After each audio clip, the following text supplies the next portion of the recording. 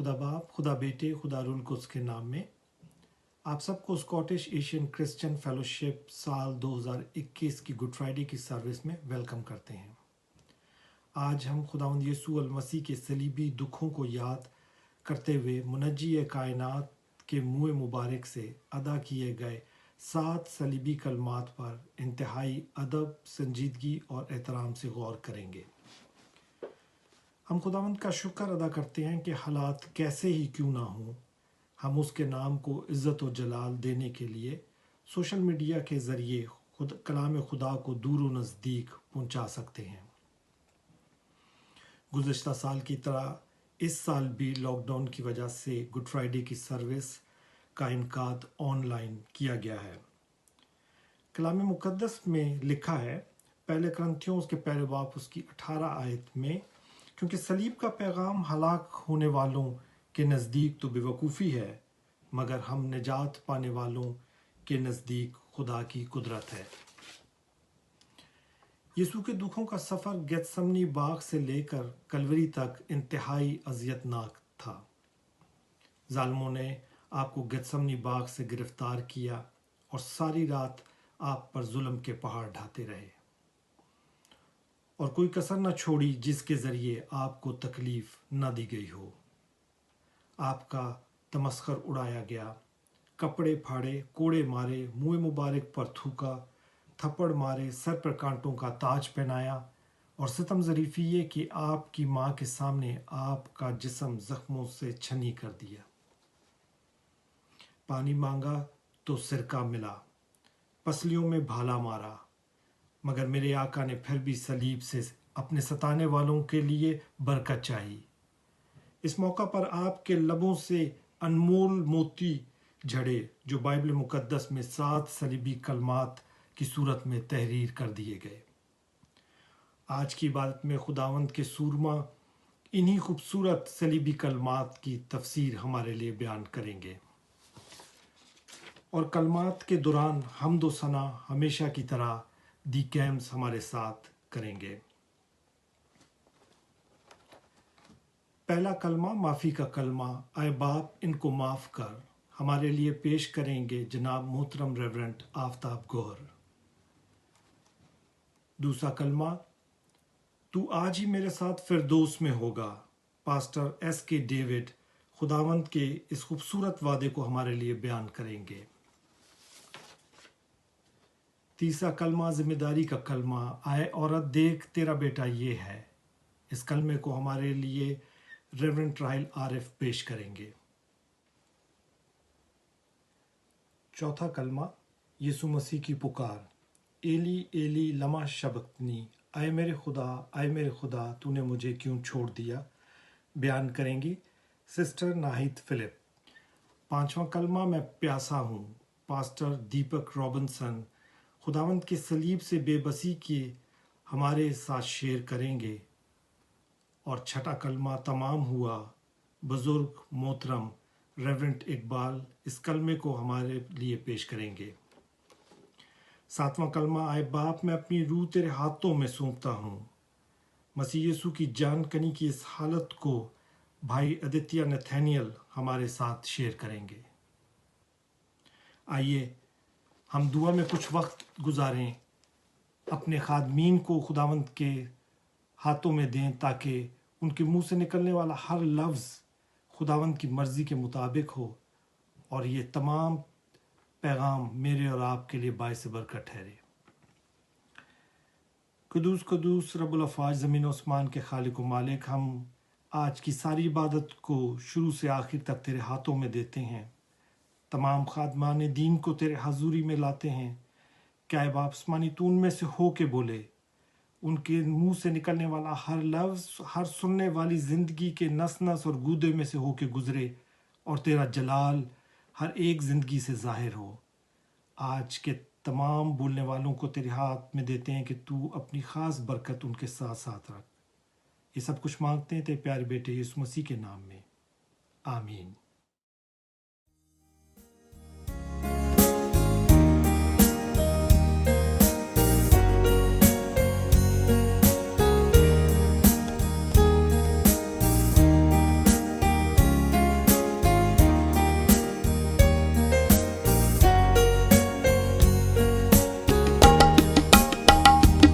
जो क्रूस पे कुर्बान है, जो क्रूस पे कुर्बान है, वो मेरा मसीहा है।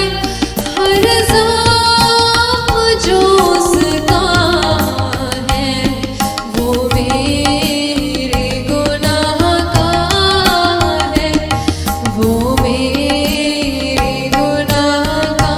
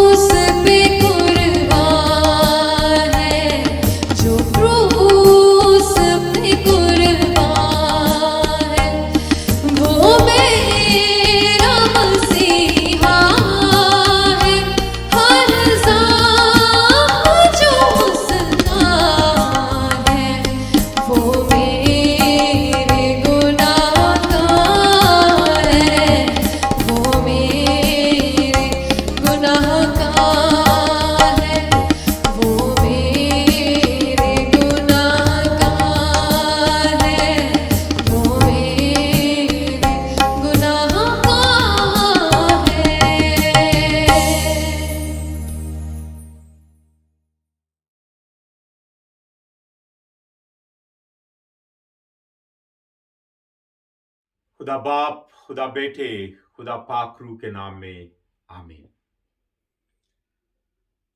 आइए हम खुदावंद के पाक रूह की मदद से अपनी नजरें कोहे कलवरी पर जमाए। कोहे कलवरी वो मकाम जहां हम खुदा की अजमत और इंसान की पस्ती देखते हैं। कोहे कलवरी वो मकाम जहां हम इंसान के गुनाहों की गहराइयां और खुदा की मोहब्बत की बुलंदियां देखते हैं। कलवरी वो मकाम जहां खुदा का बर्रा कुर्बान हुआ और जहां खुदा के बेटे ने मेरे और आपके लिए अपनी जान दी। कलवरी वो मकाम है जहां मेरे और आपकी निजात का इंतजाम किया गया। और कलवरी वो मकाम है जहां हम सबको आने की जरूरत है। और कलवरी पर मसीह यस्सु सलीब पर कुर्बान हुए, लेकिन उससे पिछली रात उनका यह सफर गेत्समनी के बाग से शुरू हुआ। गेत्समनी के बाग में जब यहूदा इस्करियोती ने धोखा देकर उन्हें गिरफ्तार कराया और फिर रातों रात मसीह यस्सु को मुख्तलिफ अदालतों में घुमाया गया, मुख्तलिफ अदालतों में उन पर फतवे दिए गए और फैसला सुनाया गया और उनको मौत की सजा दी गई। और पूरी रात के सफर में वो यस्सु पर कोड़े बरसा रहे थे, यस्सु मसीह का तमस्खर उड़ा रहे थे, यस्सु मसीह को वो कदम ब कदम उस कलवरी के मकाम की तरफ उनके कांधों पर सलीब डालकर ले जा रहे थे। कोई उन पर थूकता था, कोई उन पर हंसता था और इसी तरह वो कदम ब कदम चलते हुए गिरते पड़ते उस मकाम तक पहुंचे जहां उनके हाथों और पैरों में कीलें ठोंक दी गई और उन्हें सलीब पर कुर्बान कर दिया गया, उन्हें सलीब पर लटका दिया गया। और उस सलीब पर मसीह यस्सु के लबों से जो पहले अल्फाज निकले, जो पहला कलमा निकला, वो था, ऐ बाप इनको माफ कर, क्योंकि ये नहीं जानते कि क्या करते हैं। यस्सु मसीह उनके लिए माफी की दरखास्त कर रहे हैं जो ठट्ठे उड़ा रहे हैं। मसीह यस्सु उनके लिए माफी की दरखास्त कर रहे हैं जो उनके मुंह पर थूक रहे थे। मसीह यस्सु उनके लिए माफी की दरखास्त कर रहे हैं जिन्होंने उनके हाथों और पैरों में कीलें ठोंकी। उनके लिए माफी की दरखास्त कर रहे हैं जिन्होंने उनको कोड़े मारे। उनके लिए माफी की दरखास्त कर रहे हैं जो उन पर हंसते थे, उन्हें लान तान कर रहे थे। और मसीह यस्सु यहूदा इस्करियोती के लिए माफी की दुआ कर रहे हैं जिसने धोखा दिया। मसीह यस्सु पतरस के लिए माफी की दरखास्त कर रहे हैं जिसने इनकार किया। यस्सु मसीह अपने उन शागिर्दों के लिए माफी की दरखास्त कर रहे हैं जो उस मुश्किल की घड़ी में उन्हें छोड़कर भाग गए। मसीह यस्सु पिलातुस के लिए माफी की दरखास्त कर रहे हैं जिसने उन्हें सजाए मौत दी।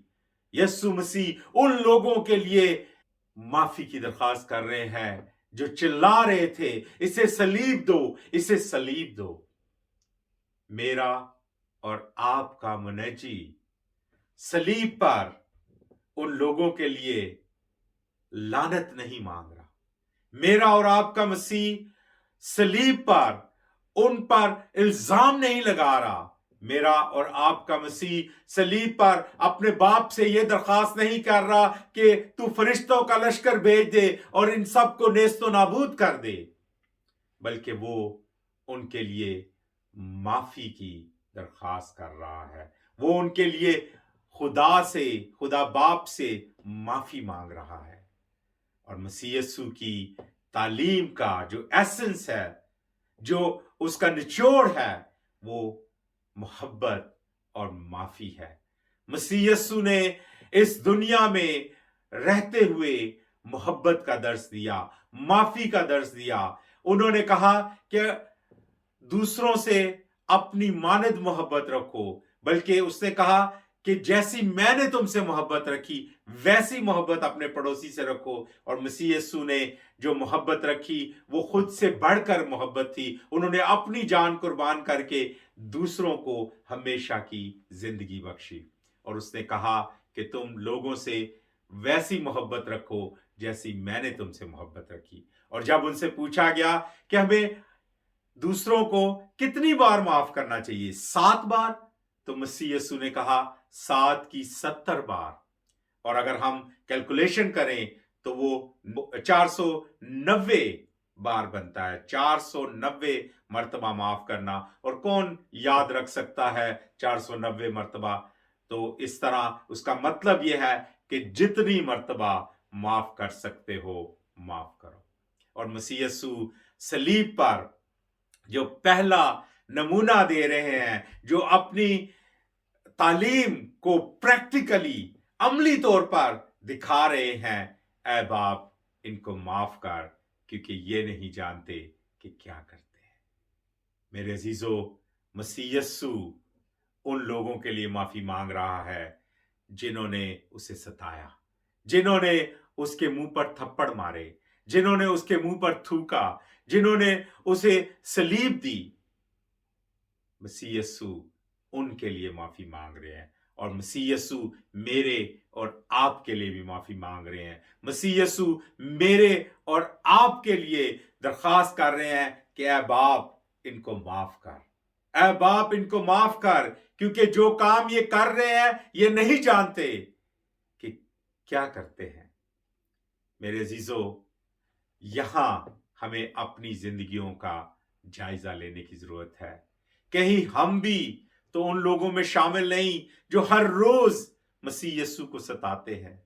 कहीं हम भी तो उन लोगों में शामिल नहीं जो मसीह को सलीब दे रहे हैं।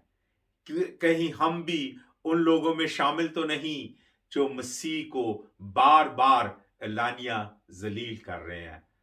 और मसीह यीशु क्या कर रहे हैं? वो फिर भी हमें माफ कर रहे हैं। तो मेरे अजीजों, हमें ये याद रखना चाहिए कि माफी का मौका है, लेकिन इस हद तक हम ना जाएं कि वो माफी का मौका बाकी ना रहे। तो आज हमें अपनी जिंदगियों का जायजा लेना है और देखना है कि क्या हम खुदावंद से माफी मांगते हैं और क्या हम दूसरों को माफ करते हैं। मेरे अजीजों, मसीह यीशु के इस कलमे से ना मसीह यीशु ने सिर्फ उन लोगों के लिए माफी की दुआ की, बल्कि वो हमें सिखाते हैं कि हमें भी दूसरों को माफ करना है, हमें भी अपने सताने वालों के लिए दुआ करनी है। और मेरे अजीजों, हम हर रोज दुआ रबानी में ये बोलते हैं कि जिस तरह हम अपने कसूरवारों को माफ करते हैं, तू भी हमारे कसूर हमें माफ कर। क्या हम वाकई ही अपने कसूरवारों को माफ कर रहे हैं, या हर रोज हम झूठ बोलते हैं?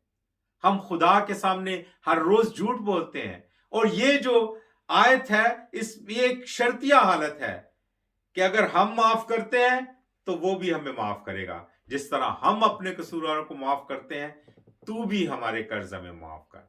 तो क्या हम अपने कसूरवारों को माफ करते हैं?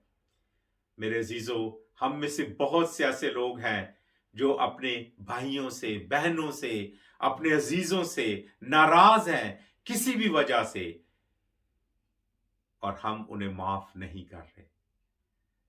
चाहे उनका कसूर है, चाहे हमारा कसूर है, खुदावंद का कलाम कहता है माफ करो, अपने सताने वालों के लिए दुआ करो। और वो अमली नमूना हमने मसीह यीशु के सलीब पर कुर्बान होते हुए पहले कलमे में ही मसीह यीशु ने वो अमली नमूना हमारे सामने पेश किया कि उन लोगों के लिए दुआ की जो उसे सता रहे थे, उन लोगों के लिए माफी चाही जो उसको मसलूब कर रहे थे। तो मेरे अजीजों, इससे बड़ा दुख शायद हमें किसी ने नहीं दिया, तो हम क्यों नहीं माफ कर सकते।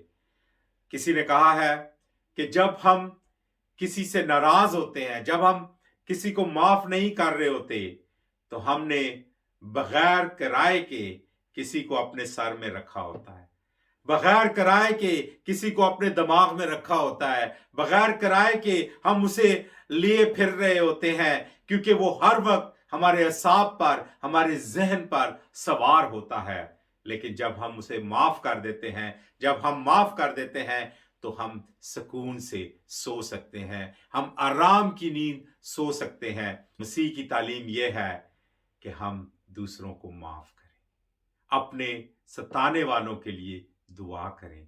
और यहां हम अमली तौर पर मसीह यीशु की उस तालीम को देख रहे हैं कि वो सलीब पर लटका हुआ था, उसको कीलों से सलीब पर लटकाया गया था, उसके जिस्म से खून के आखिरी कतरा भी बह रहा था, उसके सर से कांटों की ताज की वजह से खून बह रहा था, उसके हाथों से खून बह रहा था, उसके पैरों में से खून बह रहा था, उसकी पसली में नेजा लगने की वजह से उसका खून बह रहा था। और वो माफ कर रहा है, वो उन लोगों को माफ कर रहा है, वो उन लोगों के लिए दुआ कर रहा है, ऐ बाप इनको माफ कर। वो उन पर लानत नहीं भेज रहा, वो उनके लिए बद्दुआ नहीं कर रहा, बल्कि वो उनके लिए दुआ कर रहा है, ऐ बाप इनको माफ कर, क्योंकि ये जानते नहीं कि क्या करते हैं।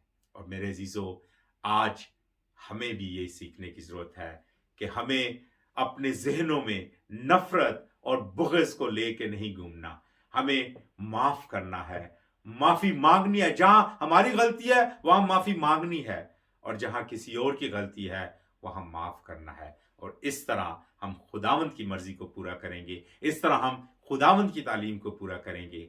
ऐ बाप इनको माफ कर, क्योंकि ये जानते नहीं कि क्या करते हैं। खुदावंद हम सबको बरकत दे, आमीन। देखो सलीब यसू मोटे ते जाई जांदा, देखो सलीब यसू मोटे ते जाई जांदा, पापा दी कैद विचों सानू छुड़ाई जांदा, पापा दी कैद विचों सानू छुड़ाई जांदा, अनियां नू नैन देंदा, दुखियां नू चैन देंदा, अनियां नू नैन देंदा, दुखियां नू चैन देंदा, कोड़ियां नू साफ करदा, मुर्दे जवाई जांदा, कोड़ियां नू साफ करदा, मुर्दे जवाई जांदा, देखो सलीब यसू मोटे ते जाई जांदा, पापा दी कैद विचों सानू छुड़ाई जांदा।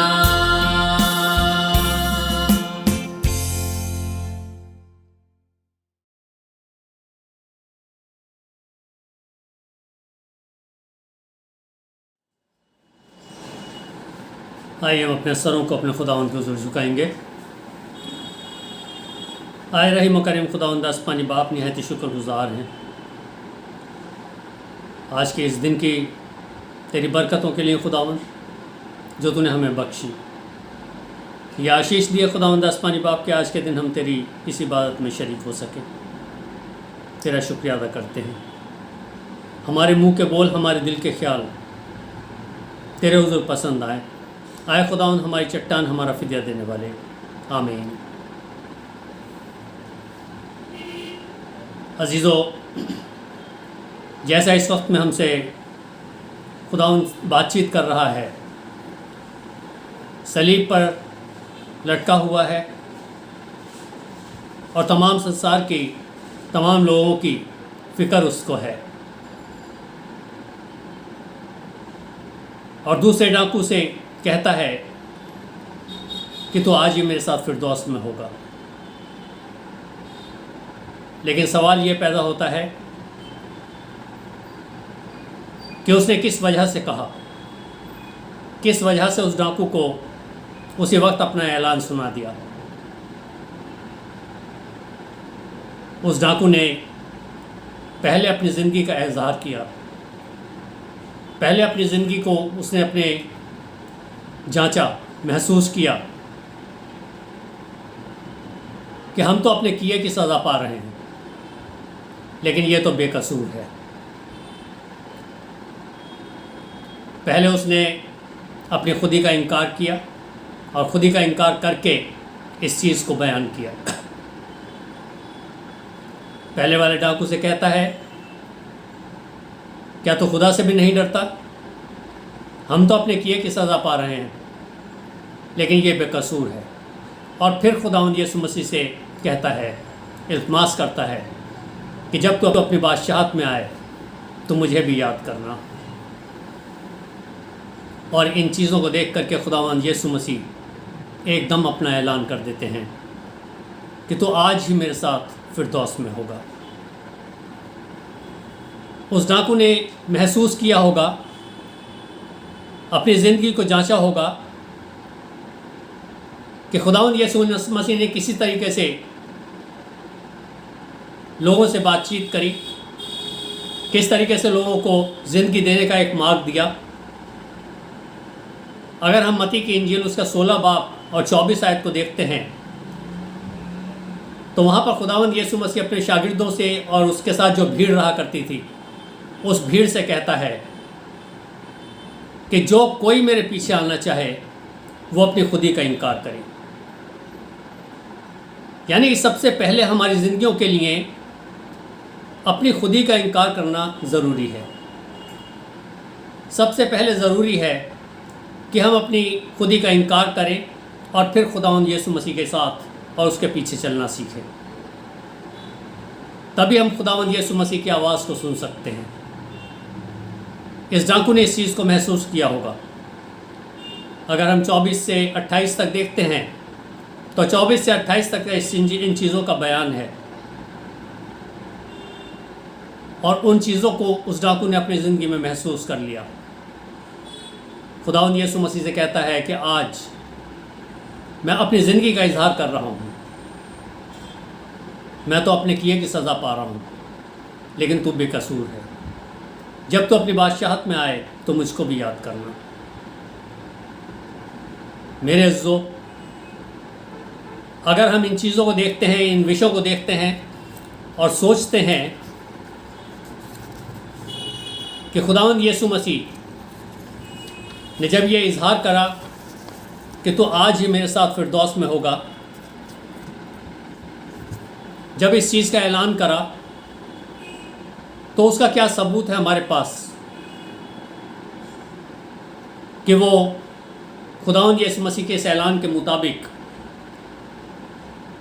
उसके बादशाहत में शामिल हुआ।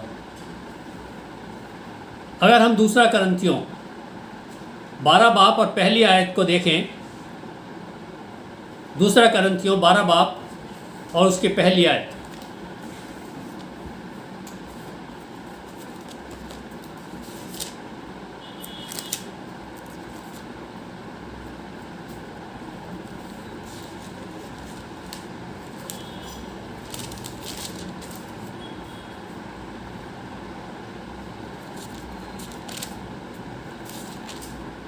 यहाँ पर इस तरीके से लिखा हुआ है, मुझे फ़ख्र करना ज़रूर हुआ अगरचे मुफीद नहीं, पर जो रोया और मुकाशिफ़े खुदावन की तरफ से इनायत हुए उनका ज़िक्र करता हूँ। मैं मसीह में एक ऐसे शख्स को जानता हूँ, 14 बरस हुए कि वो यकायक तीसरे आसमान तक उठा लिया गया। ना मुझे ये मालूम कि बदन समेत, ना ये मालूम कि बग़ैर बदन के, ये खुदा को मालूम है। और मैं ये भी जानता हूँ कि उस शख्स ने बदन समेत या बग़ैर बदन के, ये मुझे मालूम नहीं, खुदा को मालूम है, यकायक फिरदौस में पहुंचकर ऐसी बातें सुनी जो कहने की नहीं और जिनका कहना आदमी को रवा नहीं है, जिनका कहना आदमी को रवा नहीं है। मैं ऐसे शख्स पर तो फ़ख्र करूँगा, लेकिन अपने आप पर सिवा अपनी कमज़ोरियों के फ़ख्र ना करूँगा। पौलुस इस चीज़ को महसूस करता है, पौलुस ने इस चीज़ को देखा, इस विषय को जाना, और इस बात को पौलुस ने बयान किया है कि मैं इसके ऐसे शख्स को जानता हूँ, और वो ये शख्स है जिस डाकू से खुदावंद ने इजहार किया कि तू आज ही मेरे साथ फिरदौस में होगा। मेरे अज़्ज़ो, फिरदौस में जाकर के उसने ऐसी बातें सुनी जिनका बयान करना इंसान को रवा नहीं है। स्कॉलर्स तो बहुत कुछ कहते हैं, लोग अपनी अपनी अकल का सहारा लेकर के बहुत सी बातें करते हैं, लेकिन मेरे जो पौलुस जिस बात को कह रहा है, ये बात पक्का सबूत है कि वो डाकू उसी दिन यकायक आसमान पर उठाया गया, तीसरे आसमान पर उठाया गया, जहाँ खुदावंद का आमना सामना हुआ। और इसी चीज़ को अगर हम सोचें, इस विषय को अगर हम सोचें, तो जब तक हम अपनी खुदी का इनकार नहीं करते और अपनी रोज़मर्रा के सलीब अपने कंधे पर उठा करके नहीं चलते, तब तक हम खुदावंद के आमने सामने खड़े होने के लायक नहीं हैं, तब तक हम खुदावंद से बातचीत करने के लायक नहीं हैं। अपनी खुदी का इनकार करना बहुत ज़रूरी है हमारी ज़िंदगियों में, जिस तरीके से इस डाकू ने अपनी खुदी का इनकार किया। और खुदी का इनकार करने वालों का, और जिन लोगों ने खुदी का इनकार करके अपने आप को खुदावंद के हाथों में सौंपा, उनके लिए खुदावंद का कलाम क्या कहता है? मुकाशिफा की किताब, उसका 2 बाब और उसकी 7वीं आयत, जिसके कान हो वो सुन ले कि रूह कलीसियाओं से क्या कहता है। जो गालिब आए मैं उसे उस ज़िंदगी के दरख्त में से खाने को दूंगा। मेरे अज़्ज़ो, ये वही दरख्त है जिसके लिए आदम को बाग से बाहर निकाल दिया गया। खुदावंद ने उसके ऊपर विश्वास नहीं किया। खुदावंद ने सोचा कि कहीं ऐसा ना हो कि अपना हाथ बढ़ा करके उस दरख्त में से भी खा ले और फिर हमेशा ज़िंदा रहे। इसलिए खुदावंद ने उसको सज़ा दी और बाग से बाहर निकाला। लेकिन जो गालिब आएंगे, जो अपनी खुदी का इनकार करेंगे, अपनी रोज़मर्रा की सलीब अपने कंधे पर उठा करके चलेंगे ईमानदारी और वफादारी के साथ, उनको उस दरख्त में से खाने के लिए दिया जाएगा। 3 बाब की 5वीं आयत में अगर हम देखते हैं, मुकाशिफा 3 बाब उसका 5 आयत, जो गालिब आए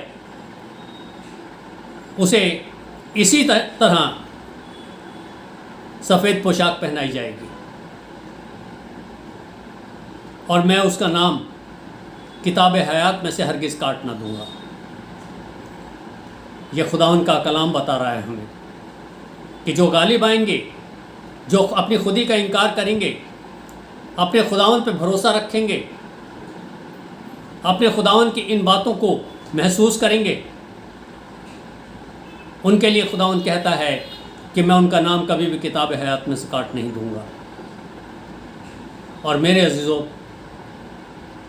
जो गालिब आएंगे उन्हीं के लिए अगर हम देखते हैं मुकाशिफा 21 बाब और उसकी 7वीं आयत में, तो वहाँ पर हमें मिलता है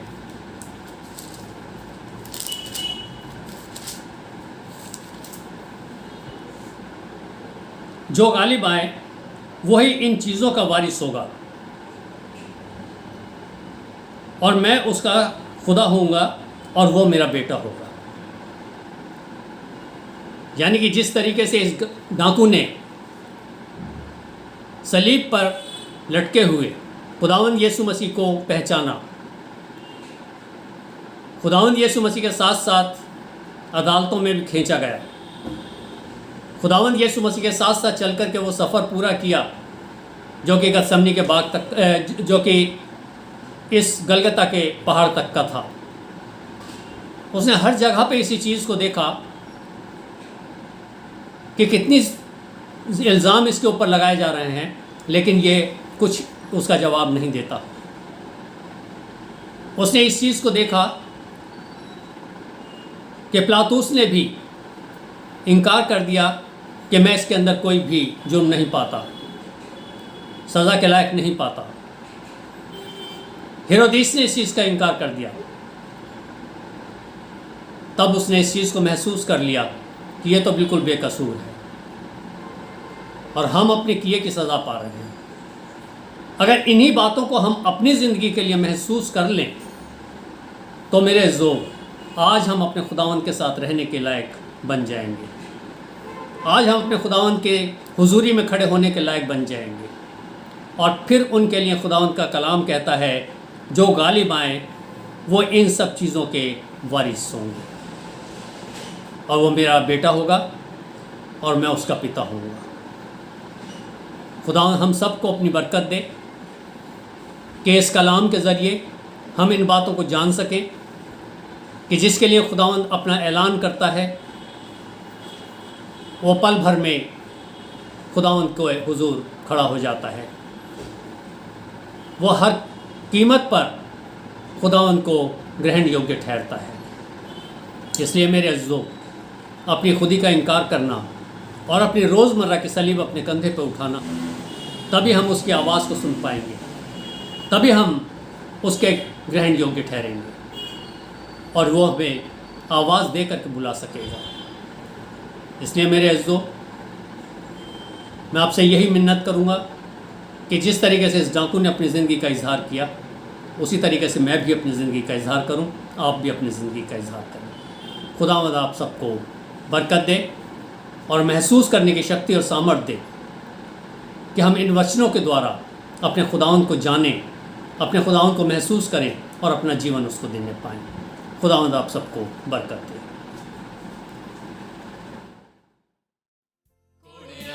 मार नाल पिंडा होया लालो लाल, कोड़िया दी मार नाल पिंडा होया लालो लाल, साडी नजात लईओ खून बहाई जांदा, साडी नजात लईओ खून बहाई जांदा। वेखो सलीब यसू मोटे ते जाई जांदा, पापा दी कैद विचों सानू छुड़ाई जांदा।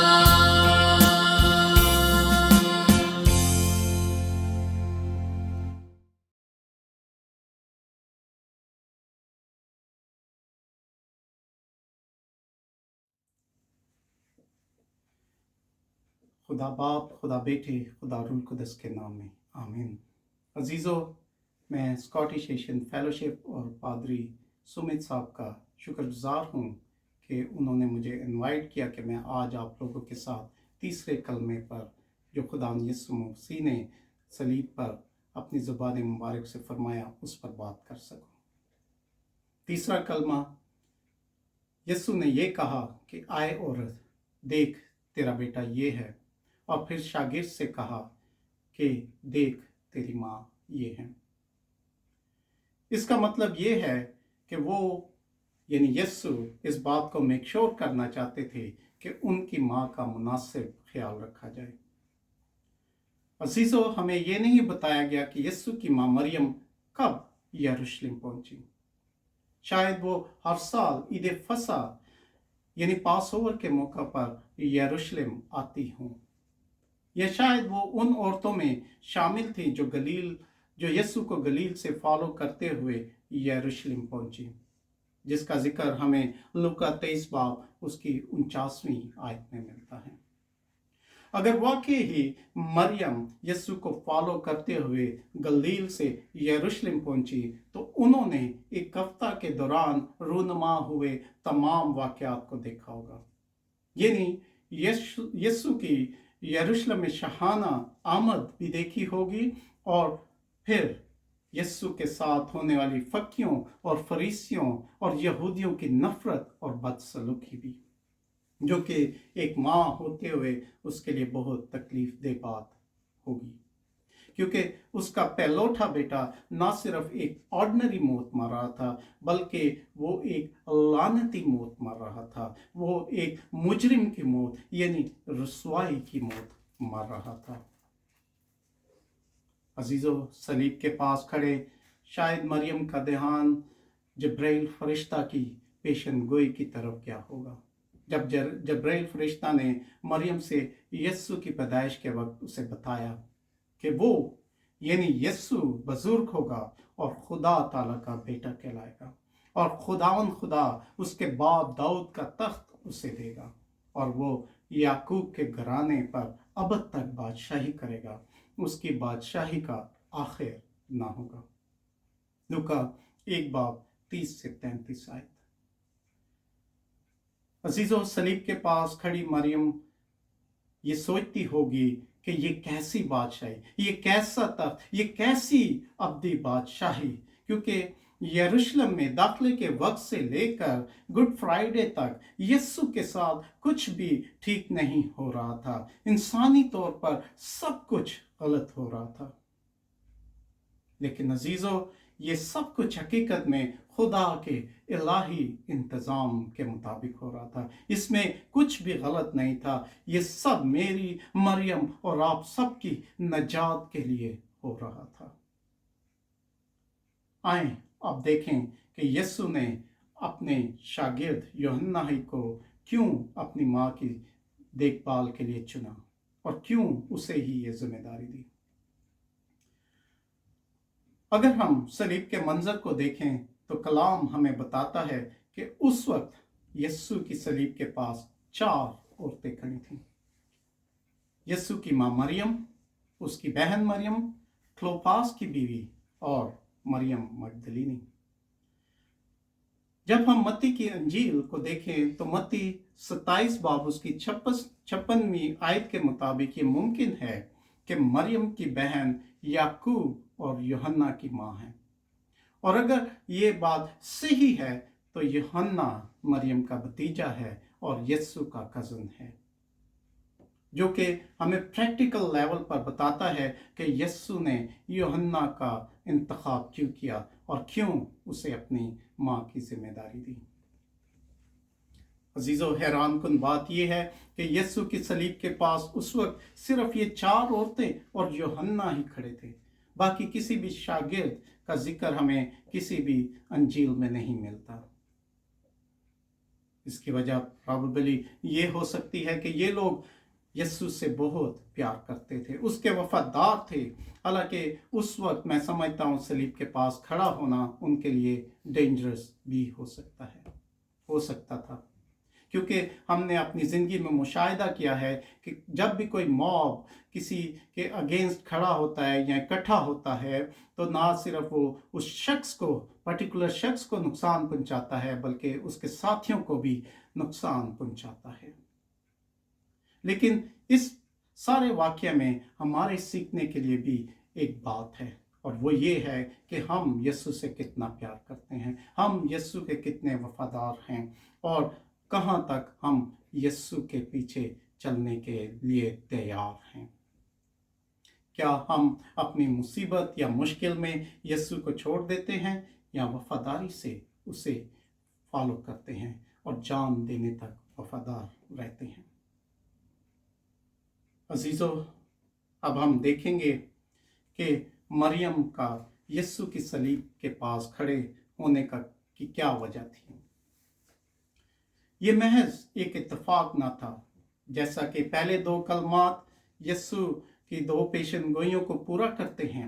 यानी पहला कलमा इस पेशन गोई को पूरा करता है कि यीशु खताकारों की शिफायत करेगा, और दूसरा कलमा इस बात की तकमील है कि वो खताकारों के साथ गिना जाएगा। इसी तरह तीसरा कलमा भी एक पेशन गोई की तकमील है।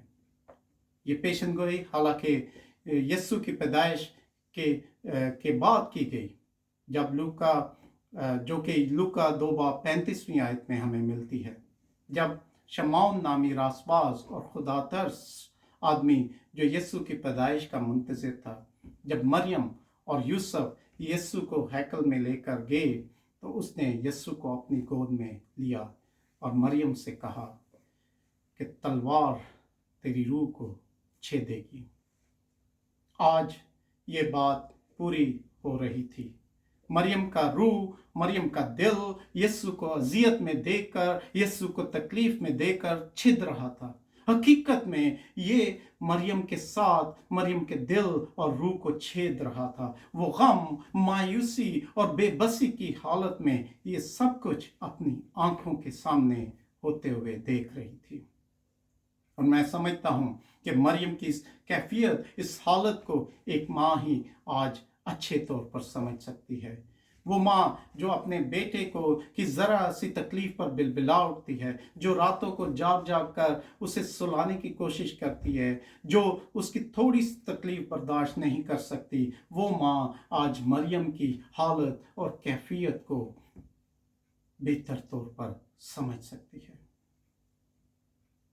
यीशु के पास खड़े शायद मरियम को ये पेशन गोई याद आई होगी, लेकिन इन तमाम बातों के पसे पर्दा मरियम ये नहीं जानती थी कि यीशु उसकी भी नजात, उसकी भी मखलसी, उसके भी कफारे के लिए सलीब पर लटका हुआ था, ताकि वो भी हमारी तरह और बाकी ईमानदारों की तरह अब्दी सुकून, अब्दी इत्मीनान और अब्दी जिंदगी को हासिल कर सके।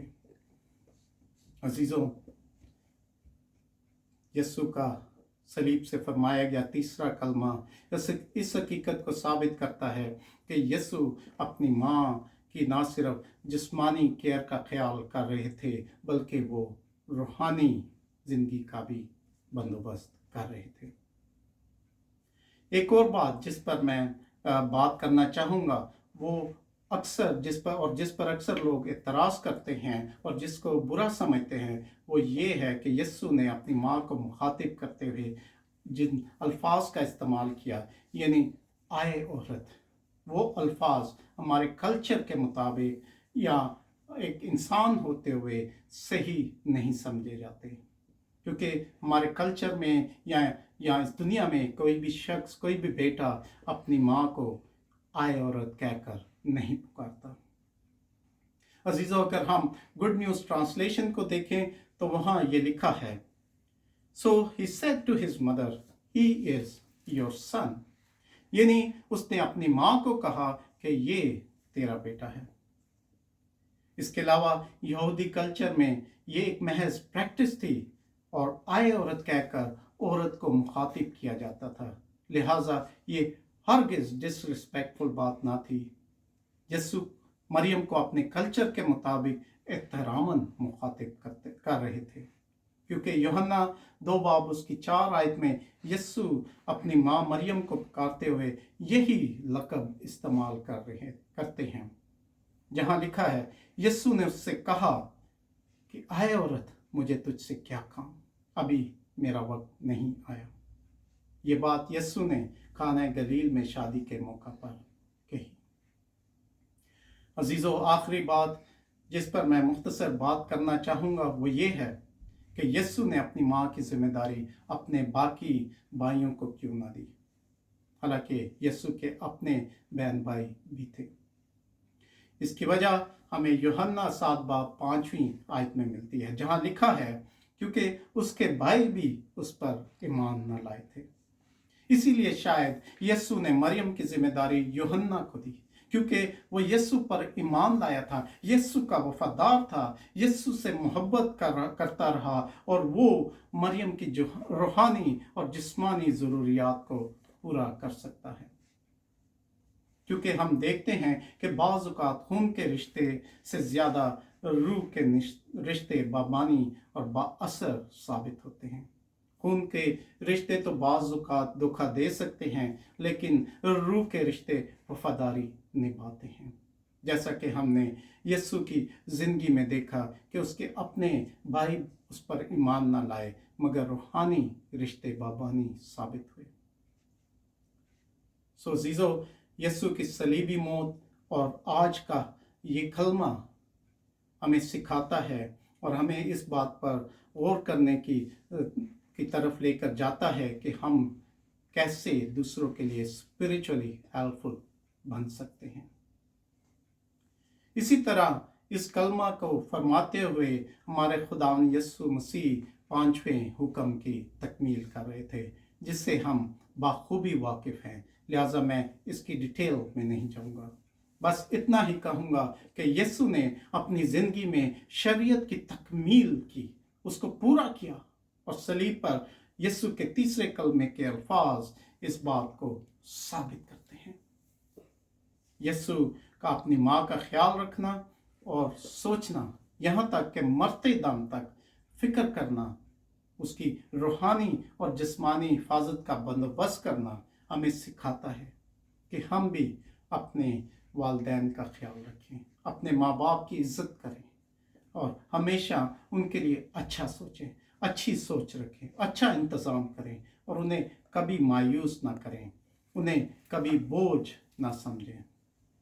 आखिर में आए मैं अपने पैगाम को ये कहकर ख़त्म करूँगा कि यीशु सलीब पर लटका मरियम मेरे और आप सब के लिए, उसने तकलीफ़ और ज़िल्लत से ही मरियम मेरे और आप सब के लिए, उसने सलीबी मौत गवारा की मेरे, मरियम और आप सब के लिए, हमारे गुनाहों के लिए।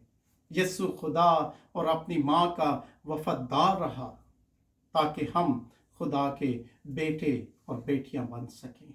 आज इससे बढ़कर हमारे लिए, मेरे और आपके लिए क्या बात हो सकती है कि हम खुदा के बेटे और बेटियां हैं, और ये सब कुछ सिर्फ और सिर्फ हमारे खुदावंद यीशु की वजह से मुमकिन हुआ। खुदावंद हम सबको इस कलाम के वसीला से बरकत दे। आमीन। ताज सोहे सुर्ख लिबास सोहे, कंडिया दा ताज सोहे सुर्ख लिबास सोहे, मरियम दा लाल अपने सिर ते है छाई जांदा, मरियम दा लाल अपने सिर ते है छाई जांदा, वेखो सलीब यीशु मोढे ते छाई जांदा, पापा दी कैद विचों सानू छुड़ाई जांदा।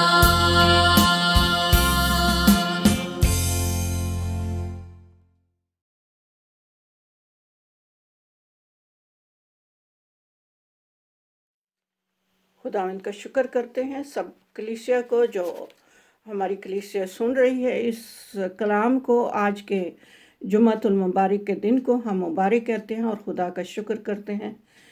उस वबा की वजह से बहुत सारे लोग हमारे में दरमियान में नहीं हैं, लेकिन हम हर साल इसी तरह सलीबी कलमों को दोहराते, सुनते और याद करते हैं कि मसीह ने हमारे लिए सलीब पर अपनी जान दी, हमारे लिए कफ़ारा दिया, हमारे लिए, हमारे गुनाहों के लिए।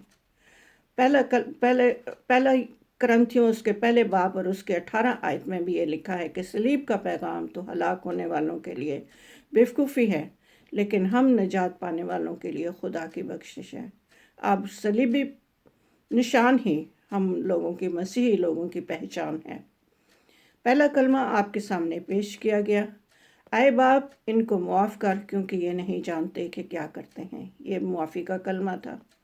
और दूसरा कलमा जो आज ही तू आज ही, डाकू को कहता है कि तू आज ही मेरे साथ फिरदौस में होगा। ये कलमा इख्तियारी कलमा है जो कि खुदावंद यीशु जबकि सलीब पर हैं, लेकिन उसके बावजूद वह अपने इख्तियार को जानते हैं कि उनका इख्तियार कुल आसमान और ज़मीन के नीचे के सब लोगों पर है। इसीलिए उन्होंने कहा कि तू आज ही मेरे साथ फिरदौस में होगा। ये इख्तियारी कलमा है। तीसरा कलमा, माँ से उसने कहा, ए औरत देख तेरा बेटा ये है, और शागिर्द से कहा, देख तेरी माँ ये है। ये मोहब्बत का कलमा है। चौथा कलमा जो मैं आप के नज़र करना चाहती हूँ वो ये है कि खुदा बाप से मुखातिब है। खुदावंद यीशु मसीह खुदा बाप से मुखातिब है कि ऐ मेरे खुदा तूने मुझे क्यों छोड़ दिया। ये कफ़ारा का कलमा है। यहाँ बाप को उसने ऐ मेरे खुदा कहा, जबकि पहले कलमे में ऐ बाप कहा। आइए इस कलमे के पेश पर्दा हम मत्ती उसके 27 बाब उसके 45 आयत से लेकर 47 आयत तक और मरकस 15 बाब उसकी 33 आयत से 36 आयत तक, इन दोनों अनजील में ये आयत इस तरह वाज़ह है कि अंधेरा छा रहा था और दोपहर से लेकर तीसरे पहर तक यानी 12 बजे से लेकर 3 बजे तक अंधेरा ही अंधेरा था। और ये अंधेरा सिर्फ यरूशलेम में नहीं बल्कि तमाम ज़मीन पर था। ये कलमा तीसरे पहर रोशनी में अदा हुआ। मत्ती रसूल लिखते हैं इसमें एली एली लमा शबक्तनी, जबकि मरकस इसमें लिखते हैं 15 बाब में एलोही एलोही लमा शबक्तनी।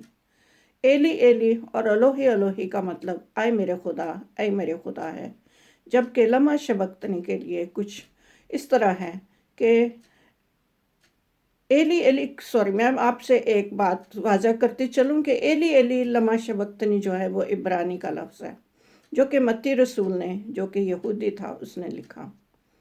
और अलोही अलोही लमा शबक्तनी ये अरामी का लफ्ज़ है, जो कि ख्याल किया जाता है कि स्ट्रीट लैंग्वेज थी उस वक़्त की, जो कि सब लोग उसको समझते थे इस लैंग्वेज को। उर्दू की बाइबल में तो ऐ मेरे खुदा है, लेकिन इंग्लिश की बाइबल में है oh my God why have you forsaken me. अरामी ज़ुबान को देखें तो ये छोड़ने का मतलब ये नहीं है कि कम्प्लीटली छोड़ देना, बल्कि ये है कि वो स्पेयर किया जाता है। शिकायत नहीं की खुदा से, क्योंकि वो उसकी अथॉरिटी को, तस्लीस के पहले रुकन को जो कि हेड है, खुदा को मुखातब करता है। बेटा बाप को उसका मकाम कहकर याद पुकारता है। यह ज़बूर 22 उसकी पहली आयत में भी इसी तरह मरकूम है, आए मेरे खुदा तूने मुझे क्यों छोड़ दिया, जो कि दाऊद बादशाह पाक रूह की वसासत से खुदा खुदा कहकर पुकारता है। और यीशु ने भी उसी तरह से खुदा का लफ्ज़ इसलिए इस्तेमाल किया कि उस पेशन गोई को पूरा करें। अब हम देखते हैं कि यीशु खुद कहता है कि बाप और मैं एक ही हैं, मैं और बाप में से निकला हूँ। और इस तरह से अगर हम सोचें तो जुदाई का सवाल ही पैदा नहीं होता, क्योंकि ये अगरचे ये टेम्पररी जुदाई हो सकती है, क्योंकि खुदा ने बेटे को जो सलीब पर लटके हुए था उन गुनाहों को देख रहा था जो मेरे, आपके और सारे जहां के थे, जो उस पर लदे हुए थे। इसीलिए दूसरे करंथियों में 5 बाब उसकी 21 आयत में लिखा है कि अगरचे वो गुनाह को ना जानता था, मगर उससे सलीब पर गुनाह बना दिया गया। हबकूक 1 बाब उसकी 13 आयत में भी यही लिखा है कि खुदा बदी को देख नहीं सकता। ये जो जुदाई चंद सेकंड्स की होगी, क्योंकि खुदा आदिल है और ये इंसाफ का वक्त था। मैं एक मिसाल देना चाहूँगी, वो ये है कि जैसे हमारे कोई अजीज़ 60 या 70% जल गया हो आग से या तेल से या किसी भी चीज़ से, और उसकी हालत को देखकर हम चंद लम्हों के लिए अपने मुंह को मोड़ लेते हैं। ये अजियत देखी नहीं जाती। शायद यही सबब था कि बाप भी सलीब अपने बेटे यीशु को सलीब पर इस तरह से जो जहान के गुनाहों को उठा ले गया था, उनको ना झील रहा था, उसको देख ना सका। यूहन्ना उसका 12 बाब उसकी 27 आयत में इसी तरह लिखा है कि आए खुदा, क्या मैं ये कहूँ कि तू इस वक्त से मुझे बचा ले? नहीं, बल्कि मैं तो इसी वक्त के लिए पैदा हुआ हूँ। यही वो फर्माबरदारी थी जो बेटे और बाप में थी, बेटे की बाप के साथ थी, और यही मिशन था जो बाप और बेटे के दरमियान तय हुआ था। इसीलिए वो कहता है कि तूने मुझे जिस्म दिया। ये कफ़ारा की कुर्बानी है। हम अहबार उसका 16 बाब उसकी 16 आयत देखेंगे, लिखा हुआ है कि बनी इस्राएल की सारी नजास्तों, गुनाहों, ख़ताओं के सबब से पाक तरीन मकाम के लिए कफ़ारा दे। और ऐसा ही वो खैमा इज्तिमा के लिए भी करते थे, जो उनके साथ उनकी नजास्तों के दरमियान रहता है। जब वो कफ़ारा देने को पाक तरीन मकाम के अंदर जाए, तो जब तक वो अपने और अपने घराने बनी इसराइल की सारी जमात के लिए कफ़ारा देकर बाहर ना आ जाए, उस वक़्त तक कोई आदमी खैमा इज्तिमा के अंदर दाखिल ना हो। फिर इसके अलावा हम पढ़ते हैं अखबार की किताब उसका 17वां बाब और उसकी 11 आयत में कुछ इस तरह लिखा है, क्योंकि जिस्म की जान खून खून में है, और मैंने मज़बा पर तुम्हारी जानों के कफ़ारा के लिए उसे तुमको दिया है, उससे तुम्हारी जानों के लिए कफ़ारा हो, क्योंकि जान रखने ही के सबब से खून कफ़ारा देता है। पैदाइश में अगर हम देखें तो आदम और हवा के गुनाह के बाद खुदा ने वहाँ पर उनके गुनाह को जब ढांकने के लिए खुदा ने चमड़े के उनके लिए कुर्ते बनाए, ताकि उनके गुनाह को भी ढांके, उनको उनके नंगेपन को नहीं सिर्फ बल्कि उनके गुनाह को भी ढांके। ये कुर्बानी ये जानवर की कुर्बानी से हुआ। दूसरा वादा जो है पैदाइशी में 3 बाब उसकी 15 आयत में लिखा है कि औरत और तेरे दरमियान, तेरी नस्ल और औरत की नस्ल के दरमियान अदावत डालूंगा, वो तेरे सर पर कुचलेगा और तू उसकी एड़ी पर काटेगा। ये भी खुदावंद ने उसी वक्त ही यीशु मसीह को औरत की नस्ल जो है वो यीशु मसीह है। अखबार की किताब में कुर्बानियों का जिक्र है, जो कि जुर्म की कुर्बानी, खता की कुर्बानी, गुनाह की कुर्बानी, पहले फलों की कुर्बानी, सुबह और शाम की कुर्बानी, महाना कुर्बानी, सबत की कुर्बानी और साल की कुर्बानियाँ दी जाती थीं, जो कि बकरे, बर्रे और बैल और बछड़े की कुर्बानियाँ थी, जो बेदाग और बेऐब होते थे। इसीलिए खुदा ने भी अपने बेटे को, अपने इकलौते बेटे को जो यीशु मसीह है, उसको जो बेदाग था, बेऐब था और बेगुनाह था, उसको हमारे लिए कुर्बान किया। यूहन्ना 1 बाब उसकी 29 आयत में यूहन्ना यूं कहता है कि देखो ये है खुदा का बर्रा जो जहान के गुनाहों को उठा ले जाता है। यूहन्ना 1 बाब उसकी 14 आयत में लिखा है, यीशु को कलाम मुजस्सम हुआ, यीशु के लिए कहा गया है, कलाम मुजस्सम हुआ और हमारे दरमियान रहा, और हमने उसका ऐसा जलाल देखा जैसे बाप के बेटे का। रोमियो 3 बाब उसकी 23 आयत में लिखा है, गुनाह की मजदूरी मौत है, अगर खुदा बेटे की कुर्बानी ना देता तो अजीज़ों हम सब मौत का मज़ा चखते। इसलिए खुदा ने अबदी मोहब्बत जाहिर की कि लिखा है रोमियो के 5 बाब उसकी 8 आयत में कि जब हम गुनाहगार ही थे तो मसीह हमारी खातर मुआ। इब्रानियों 9 बाब उसकी 22 आयत में ये लिखा है, सब चीज़ें खून से पाक की जाती हैं और बग़ैर खून बहाए मुआफ़ी नहीं है। मसीह यीशु की मुसीबतें तो आखिरी फसह की शाम ही से शुरू हो गई थीं, जब मसीह ने यह जान लिया था कि दुखों की घड़ी आ गई है, और बागे गतसमनी में वो जाकर अपने बाप से यूं दुआ करता है कि आए बाप, अगर हो सके तो ये प्याला जो कि कहर का और गज़ब का प्याला था मुझसे टल जाए, लेकिन फिर भी मेरी मर्ज़ी नहीं बल्कि तेरी मर्ज़ी पूरी हो। और वो इसी तरह कहकर 3 दफ़ा जब दुआ करता है तो तीसरी दफ़ा लिखा है कि उसका पसीना खून की बूंदें बनकर टपकता था। तीसरा जो इसकी तीसरी मुसीबत है वो थी कि यहूदा अस्करियोती ने धोखे से यीशु को पकड़वाया था। चौथी, पतरस ने 3 मरतबा खुदावंद यीशु मसीह का इनकार किया। 5वीं, सरदार काहिन के सामने पेश किया गया, उसे तकलीफ़ दी गई, वो खालिक होते हुए भी गुनाहगारों के सामने पेश किया गया और वो उस पर गुनाह साबित करते रहे, लेकिन कोई गुनाह साबित ना कर सके, लेकिन उसे जलील किया। पिलातुस के यहाँ पहुंचाया गया, उसने भी उसका तमस्खर उड़ाया और इसी तरह से उसने भी उसके साथ ज़्यादतियाँ की। हेरोदिस के पास दोबारा पहुंचाया गया, ये सफ़र ही सफ़र था, और हेरोदिस ने उसको पर्पल रोब पहनाकर उसका तमस्खर किया।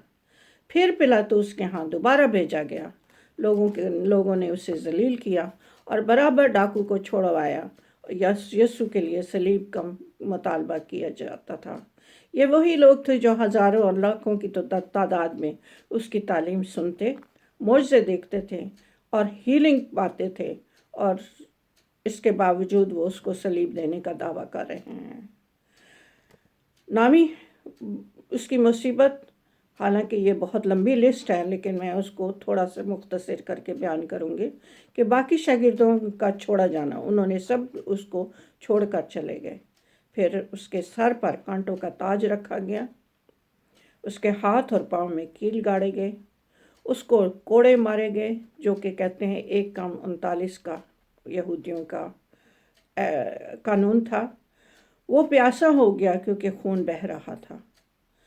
इब्रानियों 9 बाब, जो कि लिखा है कि 9 बाब में कि ये एक असली रूह थी, लेकिन उसको जिस्म दिया गया और वो जिस्मानी तौर पर ये हमारे लिए कफ़ारा बना और अपनी जान देकर हमें छुड़ाया।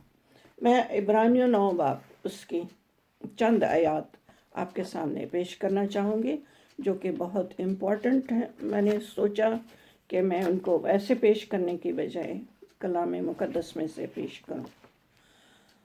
तो चौथी आयत में, 9 बाब उसकी चौथी आयत में लिखा है, क्योंकि मुमकिन नहीं कि बैलों बकरों का खून गुनाहों को दूर करे, इसलिए वो दुनिया में आते वक्त कहता है, तूने कुर्बानी और नज़र को पसंद ना किया। पूरी सोख्ती कुर्बानियों, गुनाह की कुर्बानियों से तो खुश ना हुआ।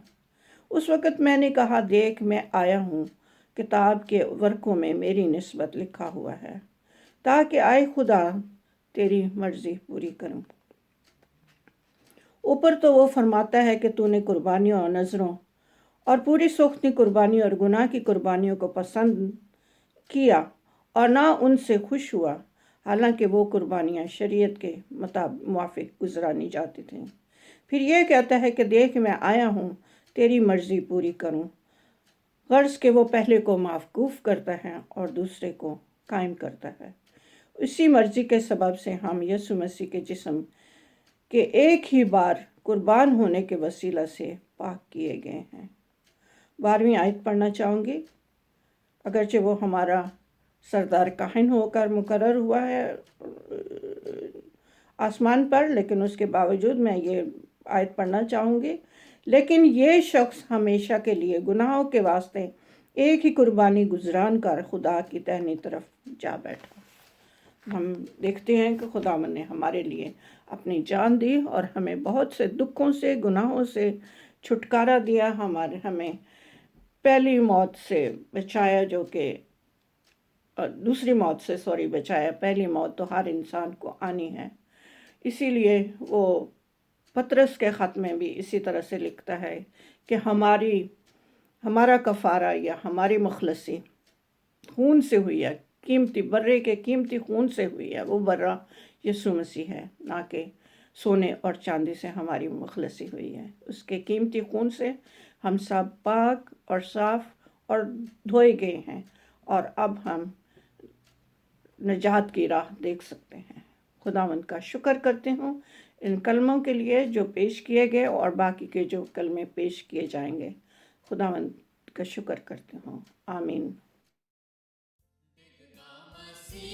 ਜਾਂਦਾ ਥਾਈ ਥਾਈ ਢੇਡੇ ਖਾਂਦਾ, ਡਿੱਗਦਾ ਮਸੀਹਾ ਜਾਂਦਾ ਥਾਈ ਥਾਈ ਢੇਡੇ ਖਾਂਦਾ, ਦੁਨੀਆ ਦੇ ਪਾਪ ਖਾਤਰ ਸੂਲੀ ਉਠਾਈ ਜਾਂਦਾ, ਦੁਨੀਆ ਦੇ ਪਾਪ ਖਾਤਰ ਸੂਲੀ ਉਠਾਈ ਜਾਂਦਾ, ਵੇਖੋ ਸਲੀਬ ਯਿਸੂ ਮੋਢੇ ਤੇ ਜਾਈ ਜਾਂਦਾ, ਪਾਪਾਂ ਦੀ कैद विचों सानू छुड़ाई जांदा।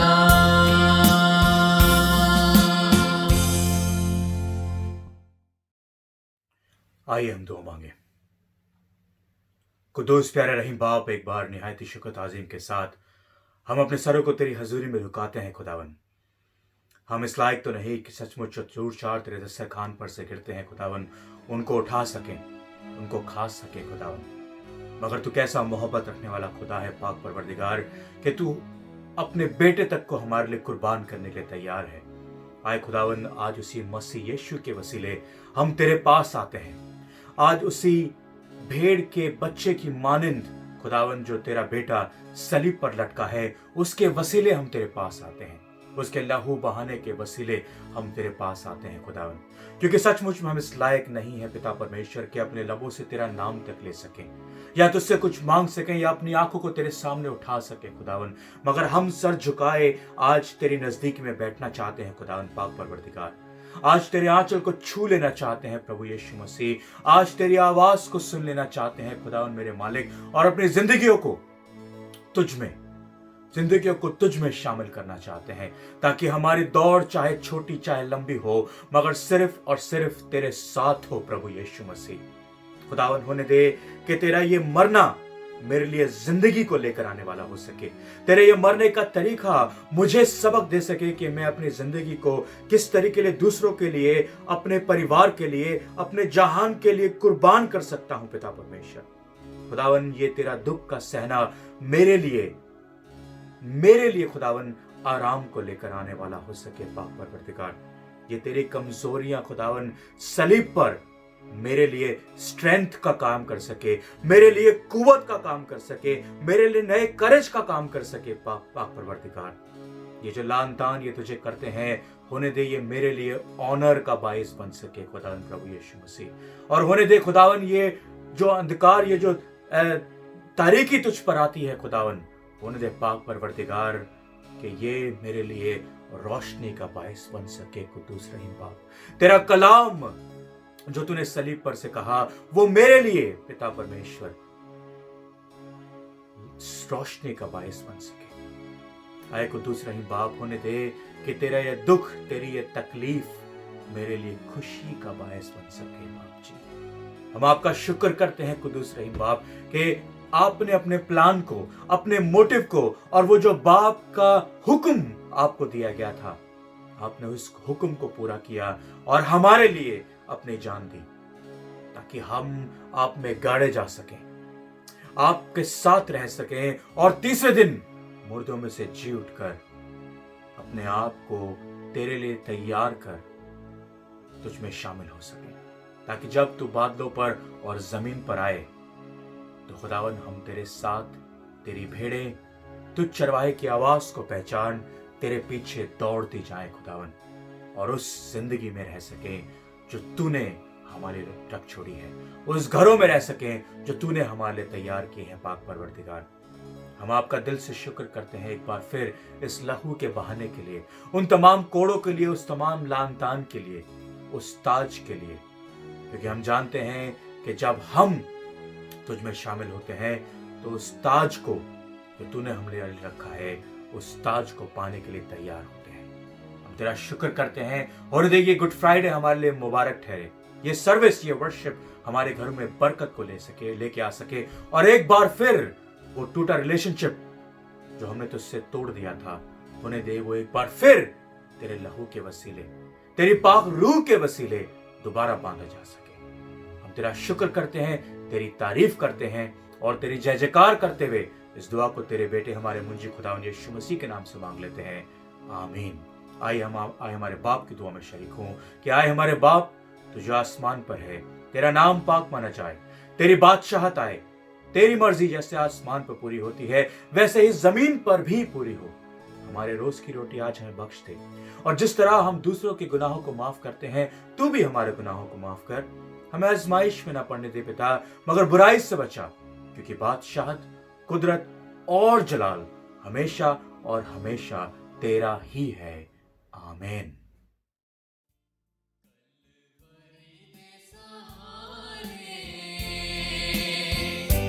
पापी बच गए सारे,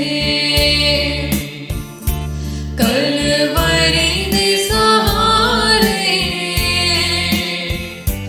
पापी बच गए सारे। ओथे सूली तू चढ़िया, दुख डाटा है जरिया, ओथे सूली तू चढ़िया, दुख डाटा है जरिया। मुल साड़ा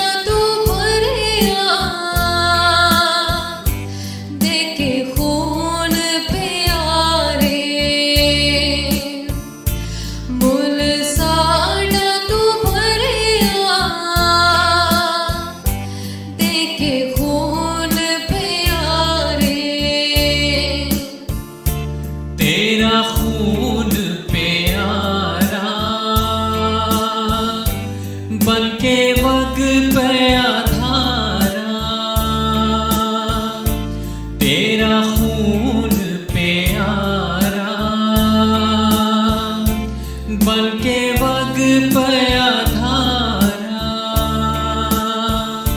होया साड़ा कफारा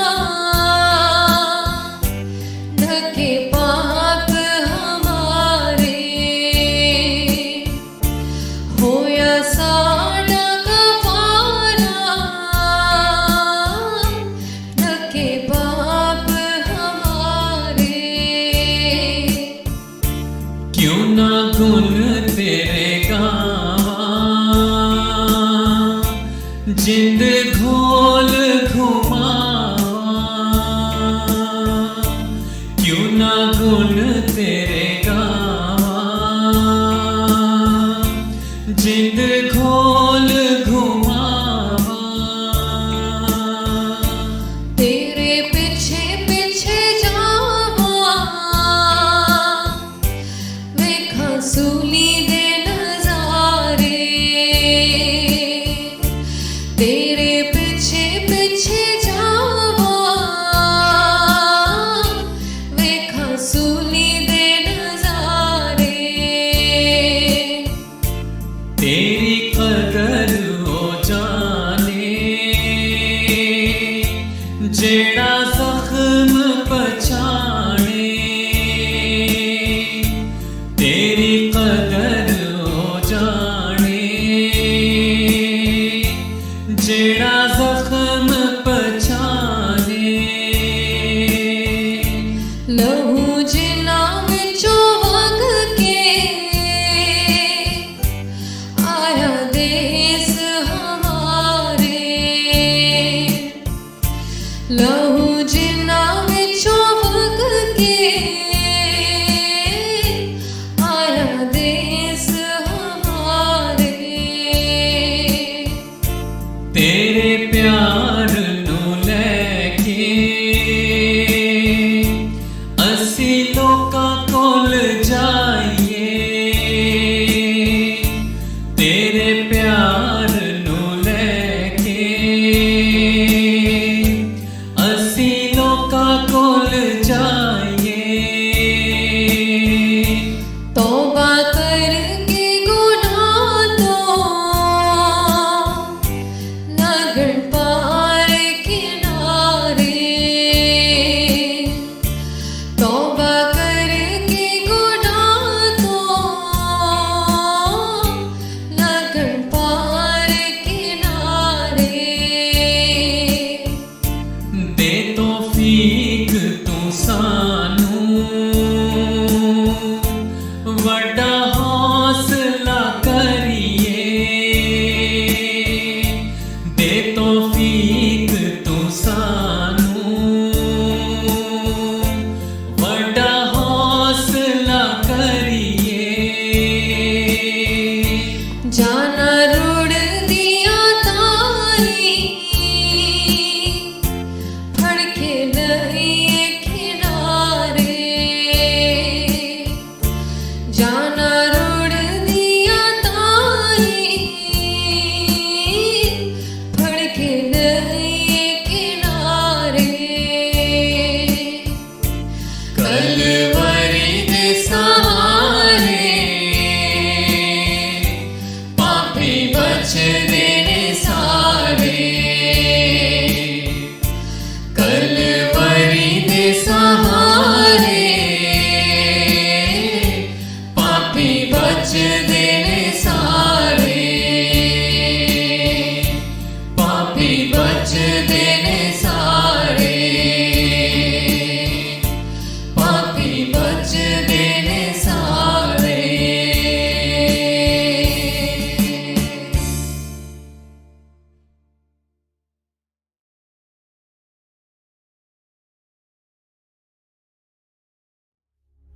प्रेज द लॉर्ड।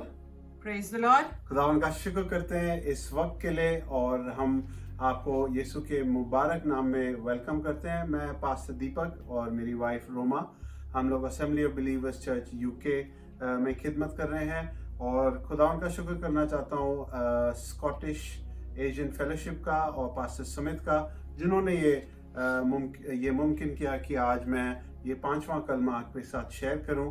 मुझ में कोई लियाकत कोई खूबी नहीं और हम लोग खुदा के पीछे चल रहे हैं, उसकी गॉस्पेल को प्रीच कर रहे हैं। और हम खुदा का शुक्र करते हैं कि इस टेक्नोलॉजी के ज़रिए हम सब आपसे आज एक बार फिर मिल सके। और ख़ास तौर से I just want to mention भाई नितिन एंड रीमा जो हमारे साथ कॉवेंट्री में जुड़े थे। We love you and we miss you guys, और खुदा का शुक्र करते हैं कि आप एक अच्छी कलीसिया में एस्टैब्लिश हैं। आज जल्दी से आज हम रोमा के साथ आज की मेन आयत को पढ़ेंगे और उसके बाद थोड़ा सा आगे चलेंगे जो आपको मिलेगी यूहन्ना की इंजील उसका 19 बाब और उसकी 28वीं आयत, जो 5वां कलमा यीशु के लबे मुबारक से सलीब से निकला। यस। इसके बाद जब यीशु ने जान लिया कि अब सब बातें तमाम हुई, यीशु ने जब जान लिया कि अब सब बातें तमाम हुई ताकि नविश्ता पूरा हो, तो कहा मैं प्यासा हूँ। हालेलुया, खुदा का शुक्र करते हैं। इसमें 2 बातें हैं और हम लोग अक्सर मैं प्यासा हूँ पे फोकस करते हैं, लेकिन इससे पहले एक बात लिखी कि यीशु को पता लग गया कि हर चीज पूरी हो चुकी है। हालेलुया, यहाँ पे उसकी जो डिविनिटी है या उसकी जो प्रभुता है या the deity of Jesus Christ, the godliness of Jesus Christ यहाँ पे नजर आती कि उसको पता लग गया कि हर चीज अब फिनिश हो चुकी है, सारी प्रोफेसीज पूरी हो चुकी हैं। एक प्रोफेसी रह गई थी जो हम उसका थोड़ा सा बाद में देखेंगे, और उन्होंने फिर अपने मुंह से ये बात कही कि मैं प्यासा हूँ। मैंने इस बात को इस तरह से देखा कि हमारी कुछ कभी कभी ख्वाहिशें अधूरी रह जाती हैं, हमारी कोई दिल की तमन्नाएं जिसके लिए हम दुआ करते हैं वो अधूरी रह जाती हैं, लेकिन हम कभी कभी डिस्करेज हो जाते हैं, खुदा के कलाम के साथ चलना छोड़ देते हैं, एक दूसरे के साथ बैडली बिहेव करते हैं, हम लोग अपने आप को अलग कर लेते हैं। लेकिन यहाँ पे यीशु मसीह को बहुत प्यास लग रही थी, 2 दिन से उन्होंने हो सकता है पानी ना पिया हो, और वहाँ पे इनकी एक अनमेट डिजायर थी। बहुत सारी चीजें हम लोग भी अपनी जिंदगी में नहीं पा पाते और कभी कभी डिस्करेज हो जाते हैं, लेकिन यहाँ लिखा है यीशु ने इस अनमेट डिजायर के सामने भी अपने आप को तगड़ा किया और खुदावंद की सारी प्रोफेसीज को पूरा किया, और प्यासा होने के बावजूद उन्होंने शरीयत पे और सारी प्रोफेसीज पे पूरा अमल किया और अपने मिशन को नहीं भूले। An unmet desire but still obeying God, and I found this really powerful। इतनी प्यास में यीशु ने अपनी पूरी बातों को पूरा किया। और यहाँ पे हम, जैसे मैंने आपको जिक्र किया कि उसकी डिविनिटी को और उसकी ह्यूमैनिटी को हम दोनों को देखते हैं। पहले भी ऐसा जिक्र हुआ था जब यीशु प्यासे थे और वो कुएं के साथ एक सामने बैठे थे और एक लेडी आई थी और वहाँ पे उस लेडी को उन्होंने कहा था कि मुझे पानी दे, तो उस लेडी को नहीं पता था कि यीशु कौन है। उस वक्त यीशु ने उससे कहा था कि मैं तुम्हें जीवन का पानी दे सकता हूँ। इसी तरह यहाँ पे ये जो सिनर्स हैं, जो गुनहगार हैं, जो खराब लोग हैं, जो रोमी सोल्जर्स हैं, जो यीशु के सामने ये विनेगर लेके आ रहे हैं, इनको खुद भी नहीं पता कि ये लोग क्या करते थे, और इन्होंने यीशु को जब वो विनेगर पिलाया, this was a time when the sinners came to Jesus. और अगर वो लोग अपना दिल सख्त नहीं नरम कर लेते तो हो सकता है वो लोग भी जिंदगी का पानी ले लेते जैसे कि वो लेडी ने था। खुदावन का शुक्र करते हैं कि उसने ये बात क्रॉस से बोली। मैं जल्दी से आपको एक बताना मांगता हूँ कि कभी कभी क्या होता है कि हम लोग अपनी जिंदगी में एक शॉर्टकट ले लेते हैं। हालेलुया। जब शॉर्टकट ले लेते हैं तो क्या होता है कि हम लोग कुछ गलतियां करते हैं, हम लोग सकरे रास्ते से नहीं बड़े रास्ते से निकलते हैं। लेकिन यहाँ पे यीशु मसीह ने कोई शॉर्टकट नहीं लिया। अपना मिशन पूरा करने के लिए उन्होंने हर मुमकिन कोशिश की और एंड तक उन्होंने पूरी बातें पूरी की, और जैसा कि यहाँ लिखा है उनको पता लग गया कि हर चीज अब पूरी हो गई है। खुदावन का शुक्र करते हैं। जिस तरह 69 ज़बूर और उसकी 21वीं आयत में हम यहाँ पे पढ़ेंगे, और यहाँ पे ये वाली जो प्रोफेसी है आखिर में पूरी होती है। जी, उन्होंने मुझे खाने को इंद्रायण भी दिया और मेरी प्यास बुझाने को उन्होंने मुझे सिरका पिलाया। हालेलुया। यहाँ पे लिखा है कि वो जीवन के पानी के साथ वो लोग थे, और यहाँ पे लिखा है उन्होंने फिर भी उनको सिरका पिलाया। अगर वो लोग थोड़ा सा उस वक्त रिपेंट कर लेते, या अगर वो लोग थोड़ा सा अपने दिलों को नरम कर लेते, हो सकता है जिंदगी के सामने पानी के सामने वो अपनी नजात पा लेते।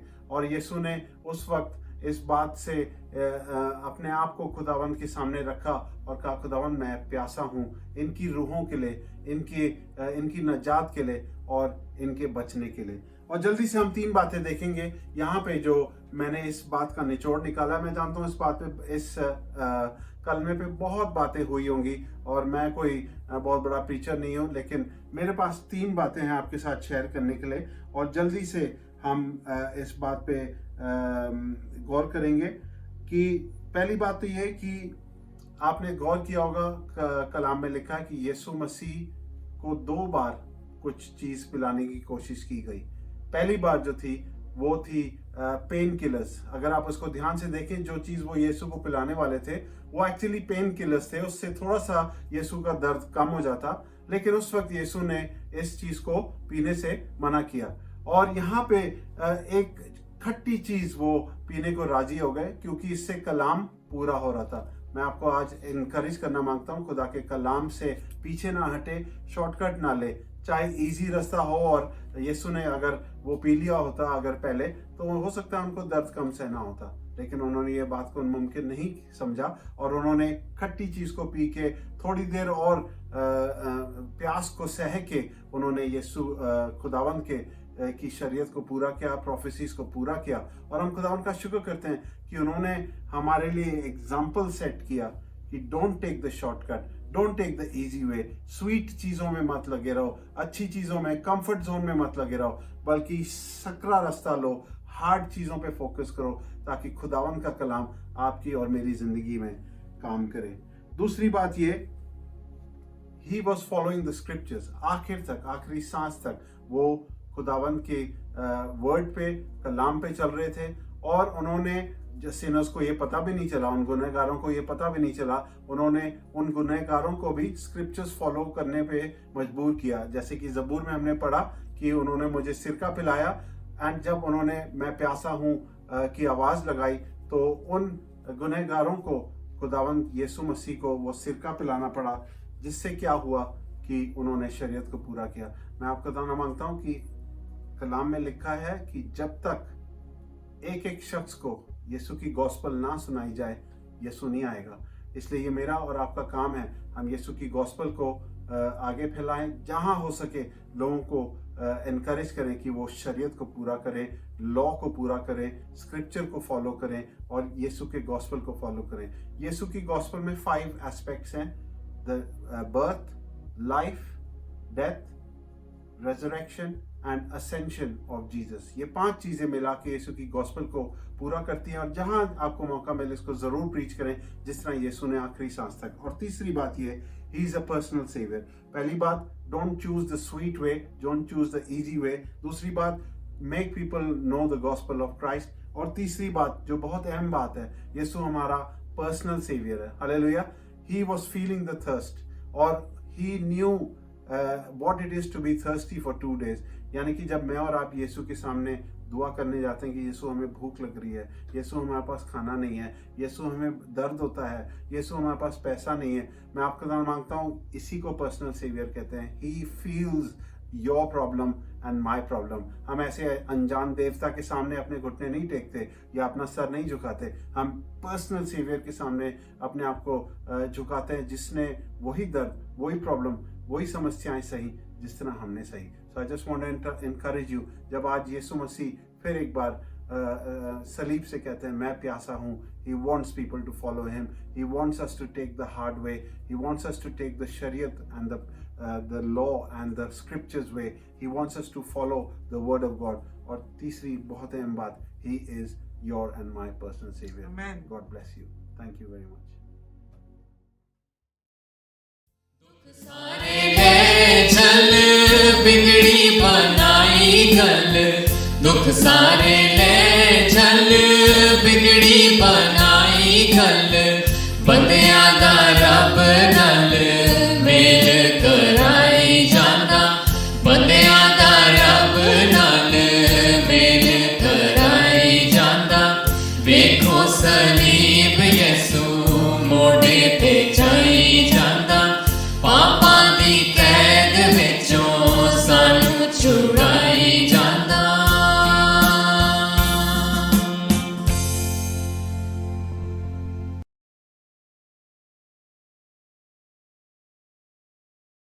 खुदावंद यीशु अल मसीह के काबिल ताज़ीम बाबरकत और ज़िंदगी बख्श नाम में आपकी खिदमत में बहुत बहुत सलाम। खुदा का शुक्र है, उसने मौका दिया है कि मैं आपके सामने इस तस्लीब व क़यामत के त्यौहार के मौके पर मसीह ने जो सलीब पर कलमे कहे थे उनमें से एक आपके सामने पेश करूं। तो आइए सुनिए। खुदा बाप, खुदा बेटे, खुदा रूहुल कुद्स के नाम से किताब मुकद्दस को खोला गया है और इसमें से छठा कलमा मैं पढ़ूंगा और उसके बारे में कुछ बात होगी। ये है यूहन्ना के इंजील, उसका 19वां बाब और उसकी 30वीं आयत। बस जब यीशु ने वो सिरका पिया तो कहा कि तमाम हुआ, और सर झुकाकर जान दे दी। आमीन। खुदा के पाक कलाम की तिलावत पर उसकी बरकत हो। आमीन। भाइयों, बहनों, दोस्तों, बुजुर्गों, जो भी आप इस वक्त खुदा का कलाम सुन रहे हो, बड़ी बात एक मैं करना चाहता हूं जो मसीह ने सलीब पर की थी। क्या बात की मसीह ने,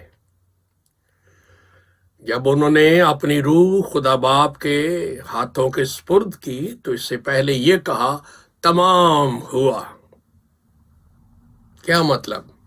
इट इज फिनिश्ड। क्यों कहा? इसलिए कि रहती दुनिया तक दुनिया भर के लोग और खुसूसन मसीही जो वाकई मसीही है, याद रखें कि जो काम आसमानी बाप ने अपने बेटे को दिया था कि दुनिया में जाकर पूरा करे, वो मसीह ने तमाम कर दिया, फिनिश कर दिया। जो काम दिया उसको पूरा किया। Completion of God given work. अब हर साल ही चर्चेस के अंदर 7 कलमे कहे जाते हैं, उन पे अमल हो ना हो उसमें सोचा जाए नहीं, कहना जरूर है, सुनाना जरूर है। इस मसीह के कलमे को जब हम कहते हैं, सुनते हैं, सुनाते हैं हर साल, तो इसमें हमारे लिए चैलेंज क्या है, ललकार क्या है, पुकार क्या है वक्त के हिसाब से? वो ये है कि जिस तरह खुदा के बेटे ने बाप की तरफ से जो काम दिया गया उसे पूरा करके छोड़ा मेरे और आपके लिए, निजात का काम, शिफा का काम, आजादी का काम, खुदा बाप के साथ मिला देने का काम, सुलह कराने का काम, गुनाह बख्शवाने का काम, तमाम करके छोड़ा। हमारे लिए मिसाल यह है कि खुदा बाप मुझे और आपको भी जो काम दे इस जिंदगी में उसको पूरा करना है, कमाल तक लेके जाना है। जिस इंसान को खुदा ने पैदा किया है, औरत को पैदा किया है, खुदा ने उसको कोई ना कोई एबिलिटी, कोई ना कोई टैलेंट, कोई ना कोई काम दिया है ताकि उसको पूरा किया जाए और उससे खुदा का जलाल जाहिर हो। ये ना समझे कभी कि मैं छोटा हूं, मैं बड़ा हूं, मैं पढ़ा लिखा हूं, अनपढ़ हूं, अमीर हूं, गरीब हूं, काला हूं, गोरा हूं। No no no no no. आप खुदा की सनत के आखिरी शाहकार हो, मर्द हो या औरत। आपको खुदा ने कोई ना कोई काम दिया है, चाहे आप मास्टर है, पास्टर है, डॉक्टर है, नर्स है, व्हाट्सएवर, हाउसवाइफ हो, कोई ना कोई काम आप कर रहे हैं अपनी एबिलिटी के मुताबिक जो खुदा ने दी है, उसको कमाल तक पहुंचाना है, उसको पूरा करना है, उससे खुदा का जलाल जाहिर हो और जलाल जाहिर करना है। बड़ी मिसाल हमारे सामने बाइबल के अंदर है। जकरिया की किताब पुराने अहद में 4 बाब 9 आयत। ज़ुरबाबेल को खुदा ने काम दिया था कि दूसरी दफा हैकल की तामीर हो। उसने तामीर करके छोड़ी।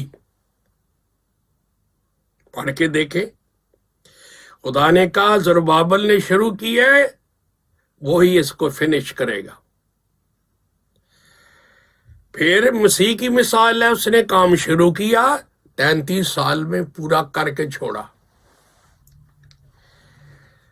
फिर खुदा के कलाम में लिखा है पौलुस रसूल के बारे में। यह मिसालें मैं इसलिए देता हूं कि मैं और आप अपनी जिंदगी के बारे में फिक्रमंद हो कि सिर्फ कलमा बोलना ही नहीं, पढ़ना नहीं, इसमें जो सबक है, जो चैलेंज है, जो ललकार है, उसको अपने ऊपर लेना है। अमाल 20:24 में पौलुस रसूल ने लिखा, इफिसस के एल्डरों को कहा कि मैं अपनी जिंदगी की कुछ कदर नहीं करता ना, मैं कदर करता हूं वो पीरियड, वो दौर जो इंजील सुनाने के लिए खुदा ने मुझे दिया है, कि मैं उस दौर को पूरा करूं। और लिखा है 2 तिमोथी, इसमें रिकॉर्ड है हमारे पास, 4 बाब की 7वीं आयत। मसीह ने कहा, पौलुस ने कहा, मैं अच्छी कुश्ती लड़ चुका, मैंने दौड़ को खत्म कर लिया, मैंने ईमान को महफूज रखा, अब मैं ताज पाने के लिए जा रहा हूं अपने खुदावन के पास। व्हाट अ टेस्टिमनी, कैसी गवाही है। मैं और आप भी याद करें, मसीह की मसलूबियत को याद करते हुए, ईद मनाते हुए, हमने अपनी जिंदगी में कौन सा खुदादाद काम है, लियाकत है, काबिलियत है, जिसको कमाल तक पहुंचाया है।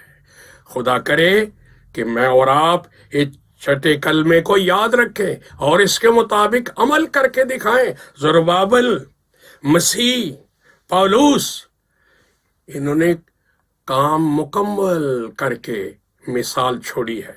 खुदा हमें फजल दे कि मैं और आप इस ईद के मौके पर सोचें कि जो काम मुझे खुदा ने दिया है उसको हमने इस तरह पूरा करना है कि बाप का जलाल जाहिर हो। जब उस दुनिया से चले जाएं तो दुनिया याद करे, कोई दुनिया में आया था, उसने अपने आसमानी बाप की मर्जी के मुताबिक जो उसको टैलेंट, एबिलिटी, लियाकत, ताकत, अहलियत मिली, उसने काम किया, पूरा किया, और इससे खुदा का जलाल जाहिर हुआ है। आमीन। खुदावंद आपको बहुत बहुत बरकत दे। पिंडा होया लालो लाल, कोड़िया दी मार नाल पिंडा होया लालो लाल, साडी नजात लईओ खून बहाई जांदा, साडी नजात लईओ खून बहाई जांदा, वेखो सलीब यसू मोटे ते जाई जांदा, पापा दी कैद विचों सानू छुड़ाई जांदा।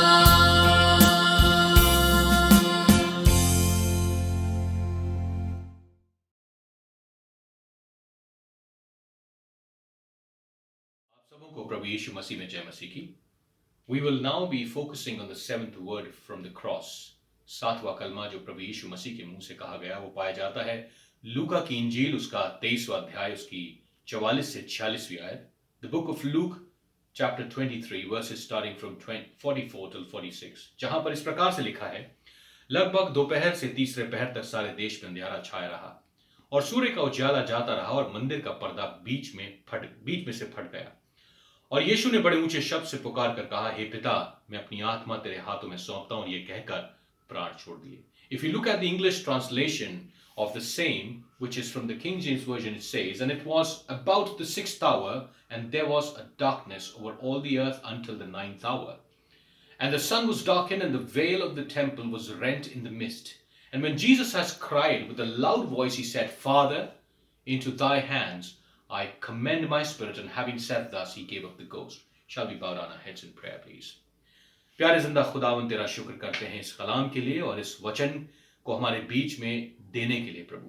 वापस मानी अब जबकि हम 7वें कलमे पर ध्यान मनन करना चाहते हैं, हमारी विनती है तुझसे यीशु मसीह के नाम में कि तू हमसे उस कलमे के विषय में पवित्र आत्मा की अगुवाई में बातचीत कर, ताकि ये कलाम खुदावन हमारी जिंदगियों के लिए एक ऐसे बदलाव का कलाम हो जहां से हमारी जीवन तेरी ओर फिर सके प्रभु। सब कुछ तेरे हाथों में सौंपते और ये दुआ यीशु मसीह के मुकद्दस नाम में मांगते हैं, सुनो ग्रहण कर लेना, आमीन। Praise the Lord. I was reading about a famous Indian writer of English descent named Ruskin Bond. Many of you would have heard about it. और Ruskin Bond की एक बहुत ही famous quote है जिसको मैं आपके सामने शेयर करना चाहूंगा just at the beginning of this word, and it says, "The world keeps on changing, but there is always something somewhere that remains the same." जिस तरीके की दुनिया में मैं और आप रहते हैं वो बहुत ही अद्भुत, बहुत ही स्ट्रेंज, बहुत ही बिजार जगह है। And the dynamics of the world, they keep on changing. They keep on shifting from one to other. Every other day is a new day. Every other hour is a new hour for us. Now the fact of the matter is, if we look at the data available, 195 देश इस पूरी दुनिया में पाए जाते हैं, 195, और इन 195 देशों के अंदर the total population constitutes a mind-boggling figure of 7.9 billion. 7.9 billion is what constitutes the human race at present, and it keeps increasing as I'm speaking to you. और अगर हम फर्दर आगे चलते हैं तो हम ये पाते हैं कि इन पॉपुलेशन, इस बड़ी पॉपुलेशन के अंदर अगर हम मौत के लेवल को देखें, the death rate, if you look at it, and I further break it down to numbers, then जो डेटा अवेलेबल है इस समय ऑनलाइन में, वर्ल्ड वाइड वेब में, वो ये कहता है कि every second there are close to 1.8 to 2 people who die. That's the figure that it says. And if we keep calculating this from seconds to minutes, from minutes to hours, and from hour to a day, which constitute 24 hours, we come to a mind-boggling figure of 175,000 people die every day across the world, irrespective of which region, race, or religion they belong to. As unpleasant as it may sound, but for few, death comes as a surprise. और कुछ के लिए death comes as a long-awaited relief. Now, the fact is that none of the people in both of these categories, whether those for whom the death comes as a surprise or for those for whom the death comes as long-awaited relief, none of them are prepared at the time of death. None of them are prepared. You may be prepared for the retirement after you work throughout your years, but there is nothing like preparing for retirement after life, which means when you enter into death, but only through Jesus Christ. And there was one man, his name is Jesus Christ, that we will be focusing on, ladies and gentlemen, and he was the man, he was the Son of God who was aware when his time will come, because the Lord himself communicated it to him. That's what the Bible says. Now, Jesus completed the task that God had given him. In doing so, he not only defeated the death, but he also delivered those who had the fear of death. Okay? Now, अगर हमने अभी छठवां कलमा जो पढ़ा गया है वो ध्यान से सुना हो तो it says, it is finished. It is finished, which means your and my Christ has made a mockery of death by saying it is finished. You see, when you have a relationship with someone who has already conquered or defeated the death, then the perspective of our life changes when it comes to death. Our perspective changes altogether, because here we are dealing with not someone who has not been there and done that, but this is Christ himself who's been there, done that, defeated death, and then he's there for us. So the perspective changes.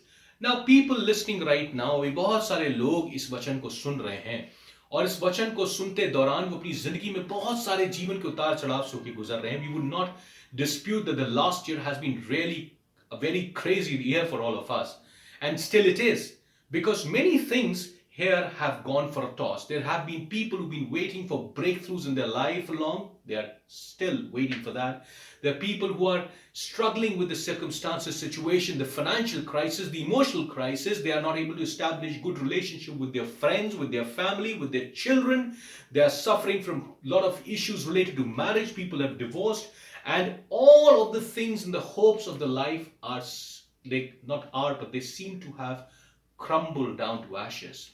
I repeat.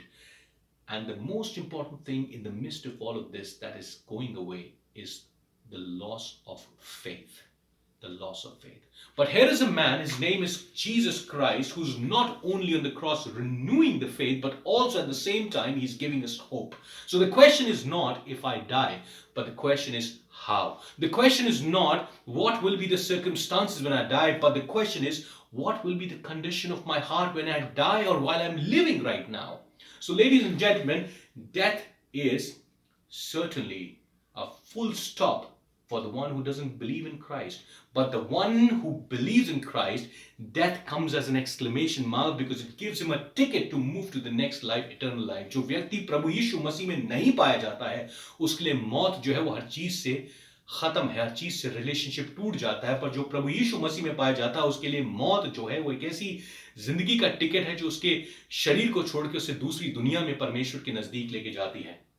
See, this brings me to the essence of the seventh word that I'm focusing on, and I would like to touch that by saying that Jesus, when he was on the cross, he didn't die just for no reason.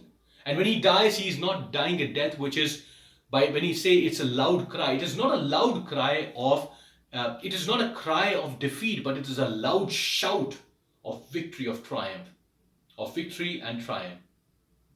Now, there are three expressions that I would like to quickly run through because of the paucity of time. The very first one is about establishing relationship. When Jesus Christ is on the cross, he says in this particular word, Father, right? So when you read through and when you have gone through and you've heard on the fourth kalma that was spoken, it says, Eli, Eli, lama sabachthani. हे मेरे पिता तूने क्यों छोड़ दिया. एक ऐसी pen, एक ऐसी सफरिंग के बारे में बात हुई है उसके अंदर, जो बताया गया कि परमेश्वर के पुत्र यीशु मसीह पर गुनाह का इस कदर बोझ आ गया कि उसके खुद के बाप ने उसके साथ रिश्ता तोड़ लिया. Because the holiness of Lord is purity, and because Jesus was no more pure, because he was loaded with the sin of mankind, so his relationship broke. But when we come into this particular part, in the end he says, Father, हे पिता, मैं अपनी आत्मा तेरे हाथों में सौंपता हूं. The relationship and the intimacy that was lost in the fourth, and once he fulfilled the prophecy, that was re-established and that was reconfirmed through what he has done.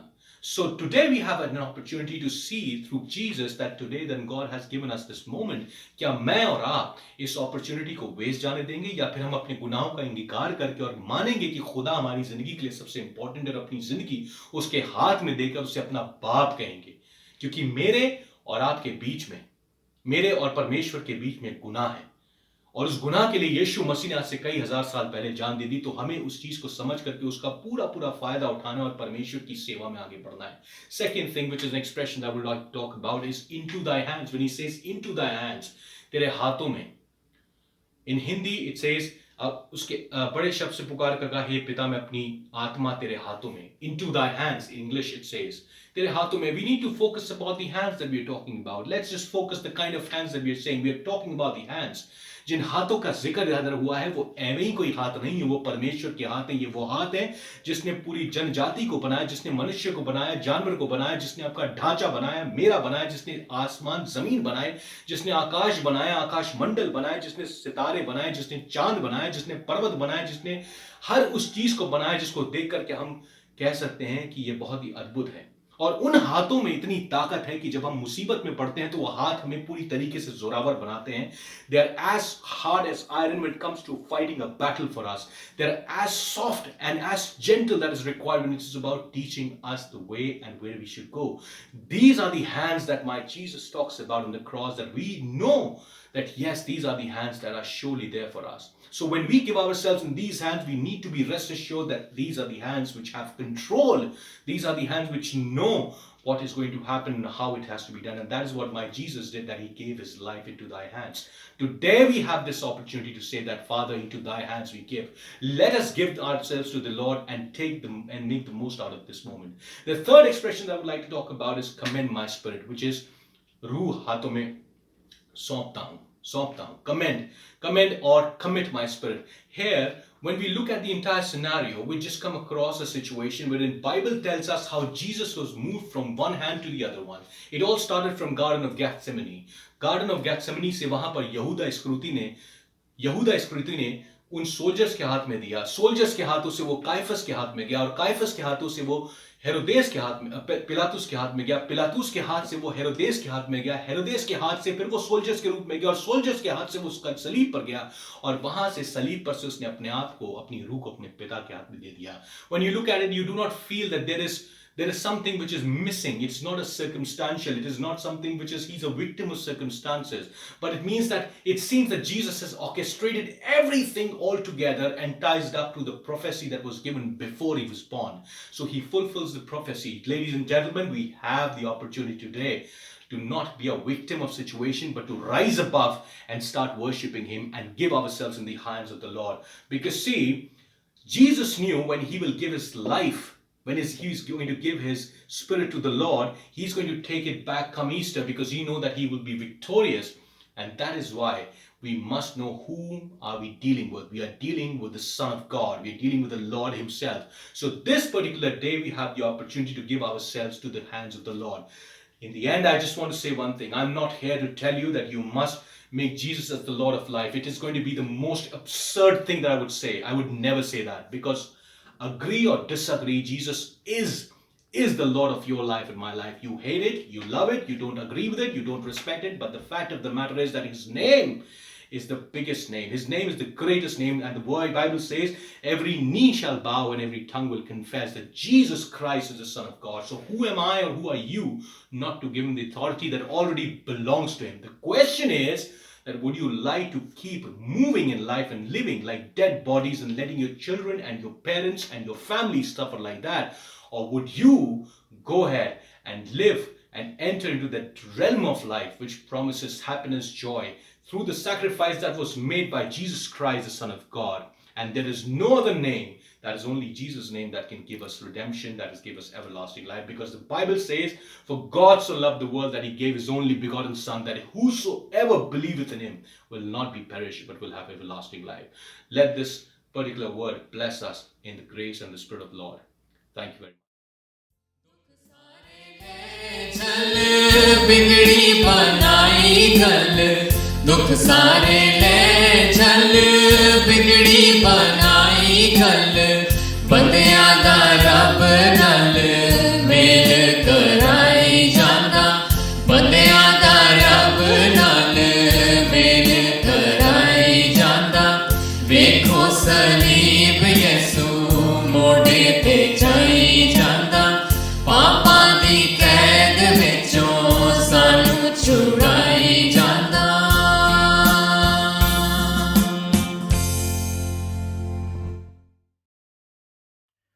आइए हम अपनी आखिरी की दुआ में शरीक हों.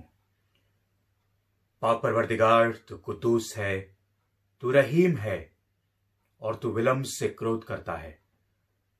तेरा गुस्सा वाजिबी है खुदावन, क्योंकि हम गुनहगार बार बार गुनाह में पड़ते रहते हैं.